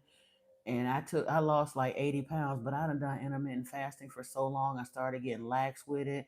And even when I'm just eating one meal, I don't lose like I used to on it. I'm gonna have to get more stringent measures are gonna be required at this point, this next go round. Because I sat down at a stressful job, not paying attention, got lazy, emotional eating, whatever you want to call it, and gained back every bit of weight that I had lost. And I just could kick myself, but ain't no point in me crying about it now. I just gotta suck it up and get it done. I'll try almost anything except I don't really do um I don't do gonads or brain matter, and I'm really not looking forward to eating rodents or reptiles or insects. And I'm not saying that's in because look, I get it. There are some cultures that do eat insects, and it ain't just in Africa. It's in several places, and the protein content is high, and all that yada yada. I'm real funny about textures in my mouth, so it's not even that I think I'm not thinking ew, it's gross. I'm thinking I know what that is, and I can only imagine. I don't care how you season it. I know I'm gonna have a problem with the texture in my mouth. You know.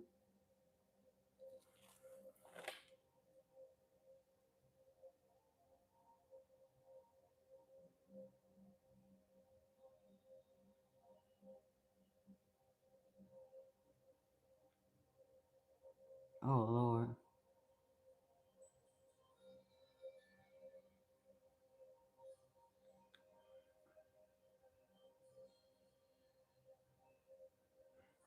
Shoot, I ain't never gonna tell nobody it ain't no gender roles. I tell you all day, I am not a feminist. I am old school. I want my chairs pulled out for me.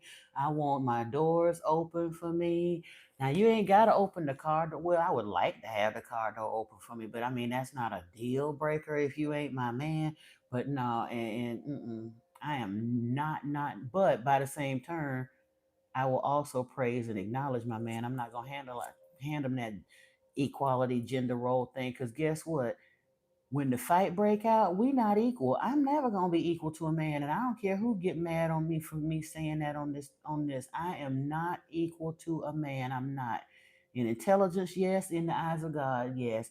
But brute strength, I don't care how big I am. The biggest brutest woman can't whoop the tiniest man. I don't give a flip who she is. She can't, and she needs to stop trying. We weren't designed to be equal. We're supposed to be counterparts. The softness to his hardness. Not in a creepy way. Don't go there, nobody. But you know what I mean. They supposed to be out there climbing the trees and getting the bugs in the corner and sawing down the wood and all the rest of that. And I don't have no problem with playing my little gender role, carrying my simple self in there, and whatever he hunt and bring in the door, I can cook it. That part, I'm good with that. I have no issue. That does not offend my sensibilities as a modern woman at all. You say you about to bite your knuckles to the college pop. Oh Lord.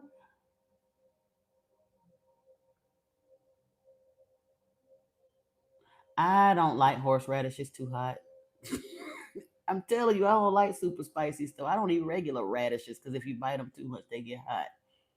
Pepper does some wonderful things to the mind, body, and soul. Blow your mind going in, blow the rest of you coming out. No, thank you, Queen Soul. I'm good. Oh, I'm sure my stuff don't have nothing on Mexico, but I'm thinking about it probably got a little something something on most of these chain restaurants around here. You say you don't eat out of windows at all. That's good.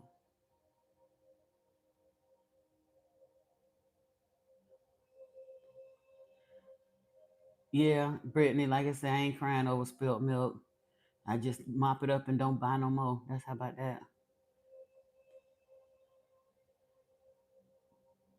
Papa and Beers is a social type Mexican. Very good. That's cool. No, I don't do mountain oysters, Paul Snow Cloud. I know what they are. I don't do it. The most wild thing that I ever ate, I have eaten raccoon and armadillo before, but I don't really care for. Um, I think I did. I think the second pile was more mine, or was it the one from? If it was the reading from yesterday, I haven't looked at that later. But I mean, truthfully, that message has come out with Happy Cancer. It came out in Soulful Revolutions readings. It's been coming out for me for a good minute. Like I said, he's been confirmed about 50,000 ways. The only thing that I was having trouble with was because the money wasn't lining up. I was beginning to not even lose patience, but kind of become disillusioned with the whole scenario because we done been focused towards each other so long. The guild is off the lily. I love him, but it's not that heart fluttery kind of, oh my God, I can't live. We too old for that anymore anyway. But I just have to understand it happens when it happens. And he's kind of the same way. So we still telepathically linked. So as long unless or until our link leaves, I take it it's happening whenever it happens. Your man is 62. He always opens doors for you. Okay, but your man 62, see, Stacy, that's why. Some of these dudes now that's like 30 and below, they act like they get offended by somebody opening doors. Some of them, now not all, but some. It's one of the reasons I love Southern gentlemen so much. Them good old boys, they just kind of, yeah, they're a little something special if you get the right ones. Now, there's one thing I never got in the habit of, and I saw somebody say something the other day, and I could be wrong. I have to stand corrected because he said if he open a door for a woman and she don't lean across and open the door for him, that's a deal breaker for him. That's not a point of etiquette that I ever understood that I had to do or was supposed to do. Because my thing is, especially if he got a key fob in his hand, if he done opened the door for me, if he ain't unlocked the door for himself, how could he not have? You know what I mean? Typically, the passenger side won't unlock until you done tapped it twice anyway. You have to unlock the driver's side first. But he's saying she's got to lean over and open the door for him. Like, I had never heard that one before.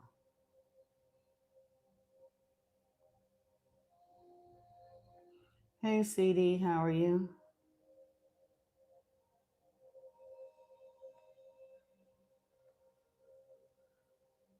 If you hadn't noticed, CD, we ain't even discussing. We talk about religion, but I'm not bringing nobody to religion. You kind of late on the conversation anyway, because I just said earlier in this conversation that I've transcended religion. I don't teach religion here. We discuss the religions, and so people can see how jacked up they are.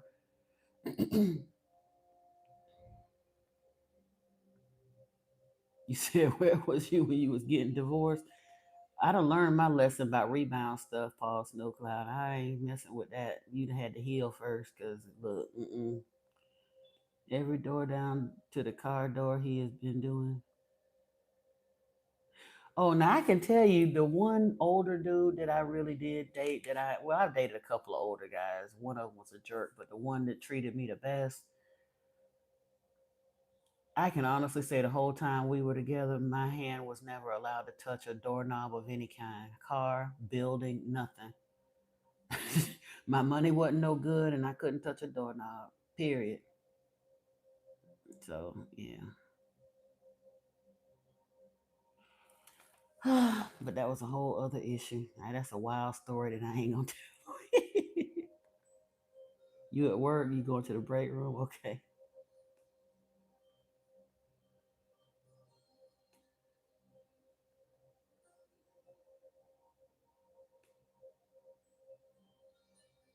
I'll go back and check Brittany because I may have heard it, but I gotta look. I haven't been watching a whole lot of other stuff because yeah.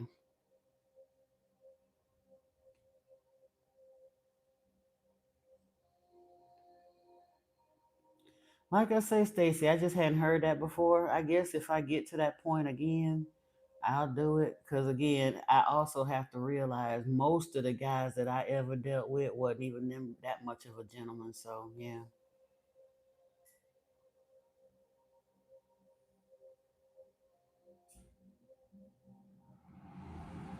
You said key fob, you all just hopping in. I know that's right. And I would be okay with that. Like I say, that would not be a deal breaker for me. That's why I was kind of shocked to hear that man say that that would be a deal breaker for him if she didn't lean over.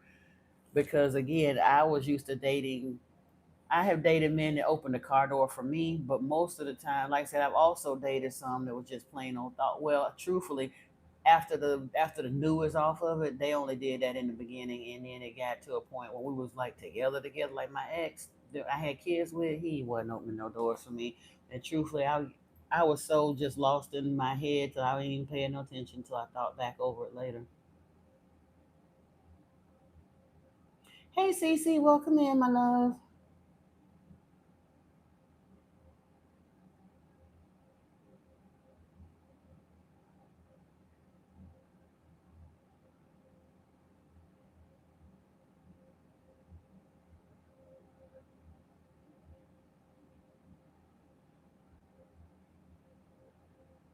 Oh, you said dense. urban design, high-rise apartments, centralized infrastructure, and all that create concentration population. Yeah, exactly. But it also created something that, truthfully, they had to create a market for all of the crap that they was convincing people to come into the cities to make. They came into the cities to work into the factories to make a bunch of stuff. They had to create a market for that. They turn around and basically market to each other. The various industries sell to the same people that's working in the factories, pretty much. Think about it.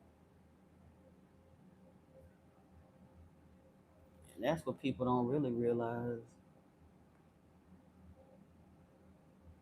Oh yeah, I mean, I thought it was too, but truthfully, like I say, I done been out of a relationship so long to, honestly, the guy I got now, it's so weird because of where he's at. His brother knows how to drive. He don't even know how to drive. So by the time he get a vehicle or whatever, he'll do whatever. He's a very compliant, and I ain't. He's not a. I'm not saying he's compliant as far as being a pushover. He's just a very, very gentle soul, and I know for a fact that once he actually starts driving and this and that, because he don't need to drive now, but once he actually starts driving, and we're together, he would always open the doors for me. He'll pull out chairs for me. He wouldn't. We've already even talked about that kind of stuff. He wouldn't even allow me to like. Um, Wait a minute. I'm seeing things. Wait, I gotta. Okay, it ain't. I thought I saw. Thought I saw a mouse, but it wasn't. It was just the edge of. It was a shadow off the edge of my workout mat. I don't know what that was all about, but anyway. Um, he had already said he wouldn't even let me be in the kitchen and cook by myself. He would like to help if he ain't doing nothing but chopping vegetables and washing the dishes and stuff. But even if I insisted that I got it and I didn't want him to help, he would stay in there and keep me company because that's just the kind of dude he is. But I also have to understand that he's probably like that because he's been a single father, like a custodial single father. From the time his babies were born, he's had them his entire life. So he ain't your regular dude that's stuck out there doing that other kind of stuff. He's very domesticated. So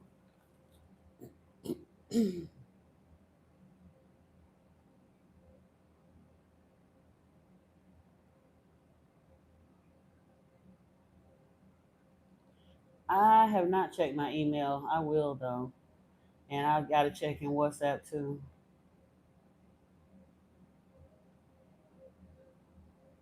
He does, yeah.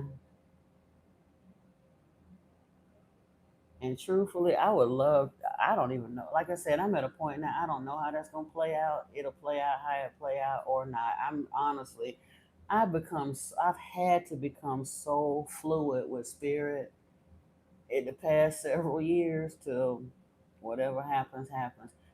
I kind of sort of think, according to what I've seen, that at some point, once I start traveling, we'll probably kind of meet in the middle and travel together. Especially since all the foolishness in the U.S. happened, it'll probably be a hot minute for he don't even particularly want. He would like to come to the U.S. to see Vegas. He done told me that, and I want him to come so we can go to Sedona and Mount Shasta. He'd like to. I wanted to do like a cross country train trip with him, but he has no desire to live here, none. But immigration don't see that. They give immigrants a very hard time, especially once I've heard people say that once they know that an immigrant is or someone from another country is actually dating a US citizen, it take them forever to get a visa because they assume everybody from another country want to move to the United States. Child boo. He's never had a desire to live in the US. When he was younger, he was considering going to New York to try to model, but that was only to make money to put food on the table. And that wound up falling through thanks to his uncle. So he didn't do it, and he done got a little old for that now. That's the best way to be, Brittany, because truthfully, when spirits start moving you around, it usually happen out the blue and real fast. The last couple of times that I've moved, it was like all of a sudden I wasn't even really thinking about it. And then the moment I was thinking about it, from the first thought to the actual move, went down in like less than a week, usually. He is too now, bro. 100. When I first met him, no, he was technically too old for the industry, but he looked so young and had a baby face. And it's not even so much just the baby face aspect of it. He's got a very unusual face. He show up in all kind, like I've got hundreds of pictures of him. He has so many different looks. It's like the camera genuinely catches glimpses of his soul as he's shifting. I mean, I know we all look different from time to time, but I've never seen it that pronounced in another person. It was uncanny, and at the time he had that look that was hot. It was like kind of dark chocolate skin with the long dreads and the 8 pack abs and oh yeah, all of that, you know.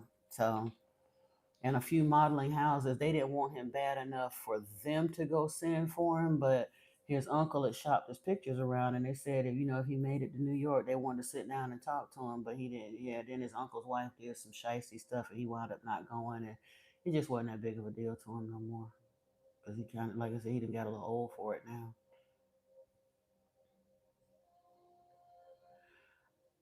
I have no idea.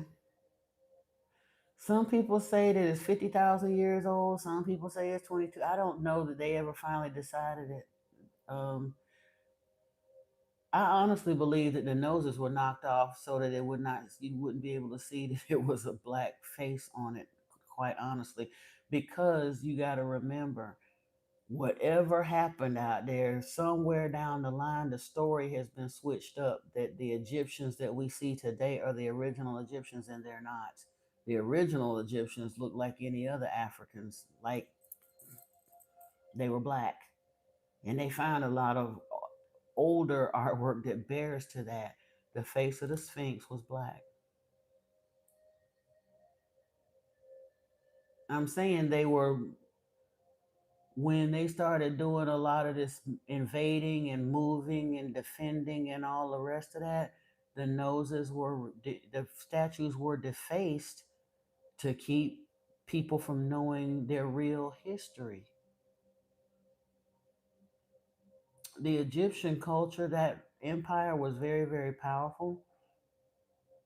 And there was a very powerful campaign throughout the US and Europe and all of those countries that colonized Africa to disempower black folks to not know who they were. So they gave us this idea that Arabs have always been the only Egyptians in Africa, and that simply is not true. But it was a very powerful tactic, especially when you turn around and mythologize the religion and then don't tell people the real works of what happened, and then turn around and tell all of the folks that's on the foreign exchange, involuntary foreign exchange program, that they ain't nothing and they lineage all came from slaves, and they're not, because they didn't explain to us what all the pyramids in America and the Olmec heads and all that stuff was about either. It was part of the deculturalization of a whole lot of people on both continents. Same reason when they went into those tombs, they took the loop off the ankh to create those phallic male crosses. Because you also have to remember, with the advent of Christianity at the First Council of Nicaea and all that good stuff, Caesar Borgia, before he approached Constantine, he was trying to become the first white pharaoh, and the Egyptians wasn't having it. And so instead, he ran to the church, and Constantine declared that that image was going to be the face of the Christ. Because again, you can't put a black Jesus on that cross and then turn around and tell slaves that they got to worship it, but they ain't nothing. God has to look like the ones that's conquering you. Now, the Europeans know there's black Madonnas all over Europe. The Vatican got them. And they got the black Madonna holding a black Christ. They know. But when it was time to push it out to the world, they had to flip the story because God got to look like them. And I'm sorry, I'm not trying to be funny or racist. That's the absolute truth.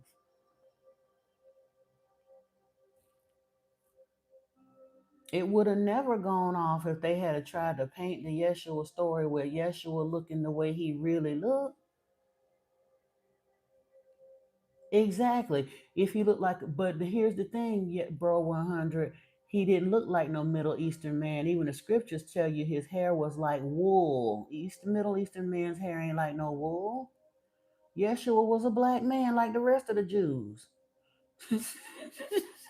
The real Jews, the ones that, I can't say that on YouTube, but there's a very special somebody that ain't so special, was really, really nasty back in the day, and he unalived a whole lot of people, and he was a madman for sure. And I ain't saying what he did was right, but one of the things that stuck in his craw was that the Jews are not who they say they are. The real Jews is in Ethiopia. And I do understand that some white people have kinky hair, Stacy, but the vast majority of people in the Middle East, the vast majority of Arabs do not. And they certainly don't have wide noses and thick lips like a lot of those ancient Egyptian statues show. They have very keen noses, very slim lips. That's another hybridization of a civilization that came along later. And when the Jews fled into Egypt and whatever, I think was it in 607, whenever the Romans invaded Jerusalem or wherever it was, and they fanned out into other parts of Africa, and it's Jews in Africa to this day, darker than me, and they still wearing the yarmulke and the tendrils, and they got the blue and white prayer cloths, and they have some of those original ancient Hebrew scrolls and texts that they hold as their sacred documents right over there in Ethiopia today. They are the original Jews, black as they want to be, and people don't want to acknowledge that.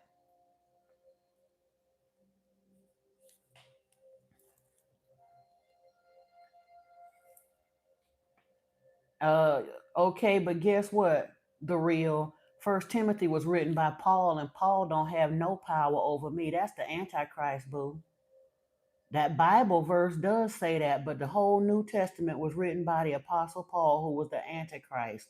I don't permit a woman to teach or exercise authority over a man, rather, she is to remain quiet. Yet Yeshua had Mary Magdalene as his right hand man. His disciples was jealous of her because they said he loved her the most, and she was right there teaching and healing with him. And they said he used to kiss her in the mouth. How about that? The real.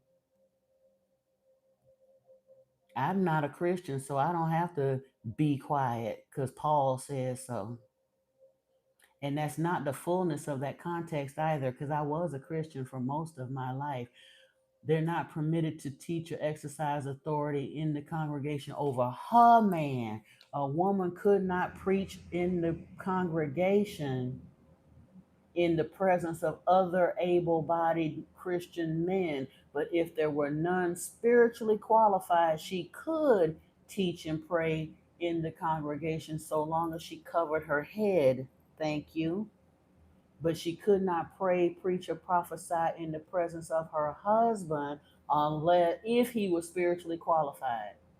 And other than that, she still had to cover her head. But in the event that there was no spiritually qualified person to teach what she was teaching present in the congregation, then she could teach. But again, that was in the congregation. We ain't in no church. So y'all can stop coming in here telling me about how you don't permit a woman to teach or exercise authority over a man. Because if you don't want to hear what I got to say, just don't listen. There's plenty of men here that's willing to hear what I got to say. Because I'm not exercising authority, but I am teaching, but I'm not teaching in the congregation. And ain't none of these men my men. And my head is covered. How you like me now? So however you want to slice it, I'm good according to the scriptures even. Not that I'm bound by the scriptures because I'm not a Christian, but even by Christian standards, I'm well within my rights to be doing what I'm doing because Yeshua sent me, not you, and not the apostate Paul.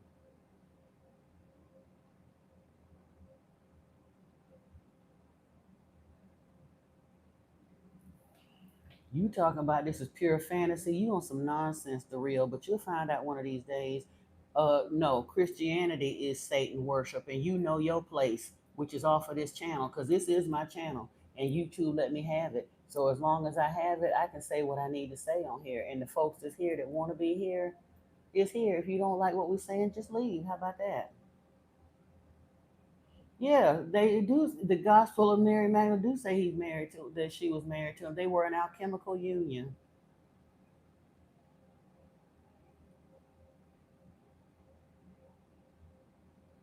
He got one Bible verse he know. We've been sitting up here talking about the Bible for 2 hours, 3 hours now, damn near 4 hours. And you waltz in here to get one Bible verse to quote, and you still quoting it in the wrong context before the wrong people. Because I'm gonna tell you one more time, the real, I'm not Christian. I'm not bound by your book. In my opinion, your book is silly delusion. Because I got the other side of the story.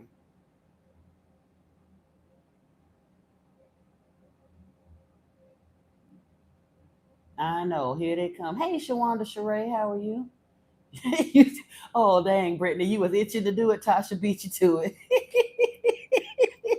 Oh, you don't know about the Arabic and the Egyptians, but you thought they were patriarchal societies where the women are equal to men just as they are in the native tribes. Unfortunately, they weren't. They weren't. The Jews, the Arabs, the Egyptians, because you think about it, most of the Arab factions, the Jews and the Muslims were interspersed societally. They all kind of grow up around it. That's one of the reasons they both kind of believe in that same violent stuff. That's how they both wind up worshiping iterations of the same God. And when it rocked out, they act like that towards women because that's how Yahweh is towards women. Yahweh don't give a rat's butt about no woman. Remember that story about the man's servant girl that he allowed to be violated all night till she died? That part. Right? Yahweh don't care about no woman. And he certainly don't care about a human woman. He hates women. He hates humans. They bow and scrape to a God that hates them. How smart is that?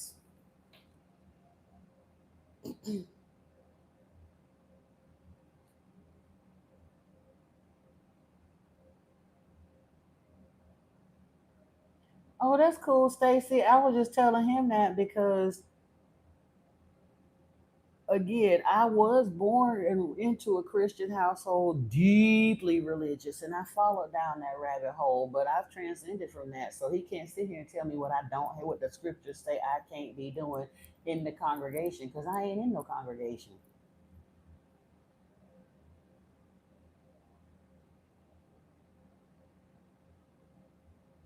Yeah, yeah. The Jews now are from Poland and Germany.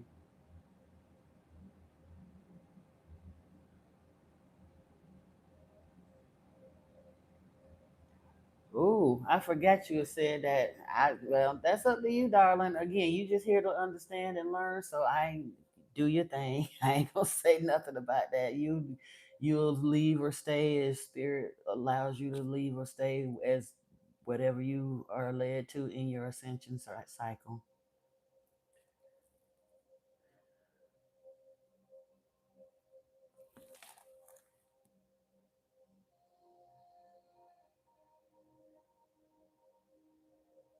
The ones that get me though with that, Stacy, they come in here, they don't even understand the Bible that they quote, and that's why I just like to give them a little bit of education. So hopefully, the next time they start flipping off at somebody, they'll at least know what they're talking about.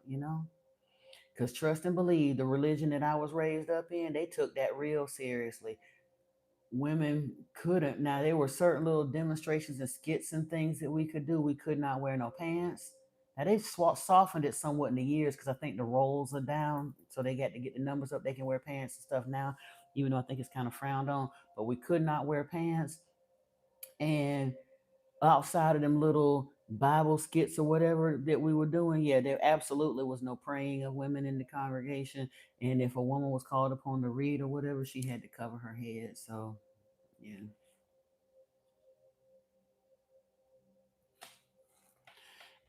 And you know what I thought was super cool? People get stuck on the race issue, Brittany.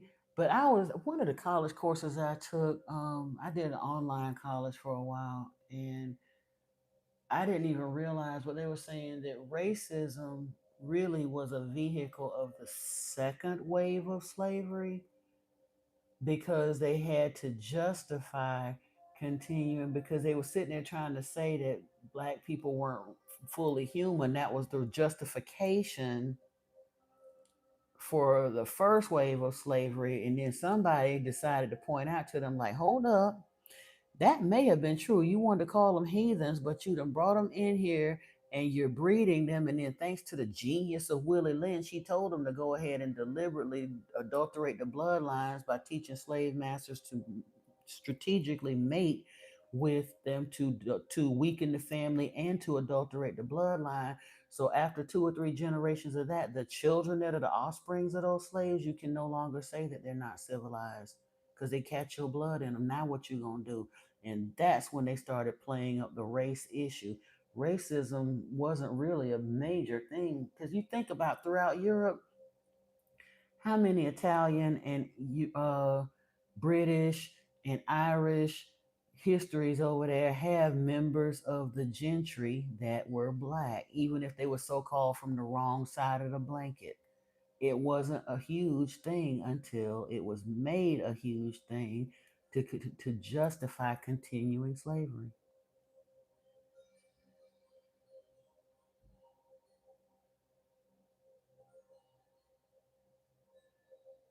I appreciate that, Stacy, because to hear truthfully, and that's one of the reasons. Like they talk about, well, if you ain't a Christian, why you look at the Bible? Because there is some educational value in it. Now, again, I cherry pick very carefully through the New Testament because of what I've come to understand about it. I do, but I still don't think that there's no value in it because guess what? We need to understand how and why people think the way they do, the things that they're being spoon fed and taught. So even though I understand that the Gospels were not genuinely written by Matthew, Mark, and Luke, understanding what was put in there, it was put there for a reason. And even under Luciferian law, even the devil got to tell you the truth, even if they hide it in plain sight. So there is value in what was put there, even though I know it was put there for an agenda. And even though I know they didn't tell 100% of the truth, even though I know that they were putting a spin on the ancient text and the Old Testament for a reason. The book still has merit because this is what is guiding at least a third of the planet. I don't know where the exact division between Christianity, Judaism, and Islam. So I'm gonna just give if 75% is that, I think Christianity probably outweighs Judaism and Islam by a little bit. So if 75% of the planet is under those religions, I'm gonna say probably 30% or 33% of that is following this book. Don't I need to know what's in it, whether I choose to be in the club or not? Especially if I'm gonna try to teach people how to awaken into sin. You on your way out too? I said I was gonna leave. Yeah, I guess at this point I probably should. We got in another conversation, but yeah, I'm out of here very shortly as well, so we can get all of us can grab a little break, get something to eat, spend a little time with our kids, or those of us that have them. This probably be a good time to shut it down as well for me. So unless somebody had a question, we're gonna slide in here real quick.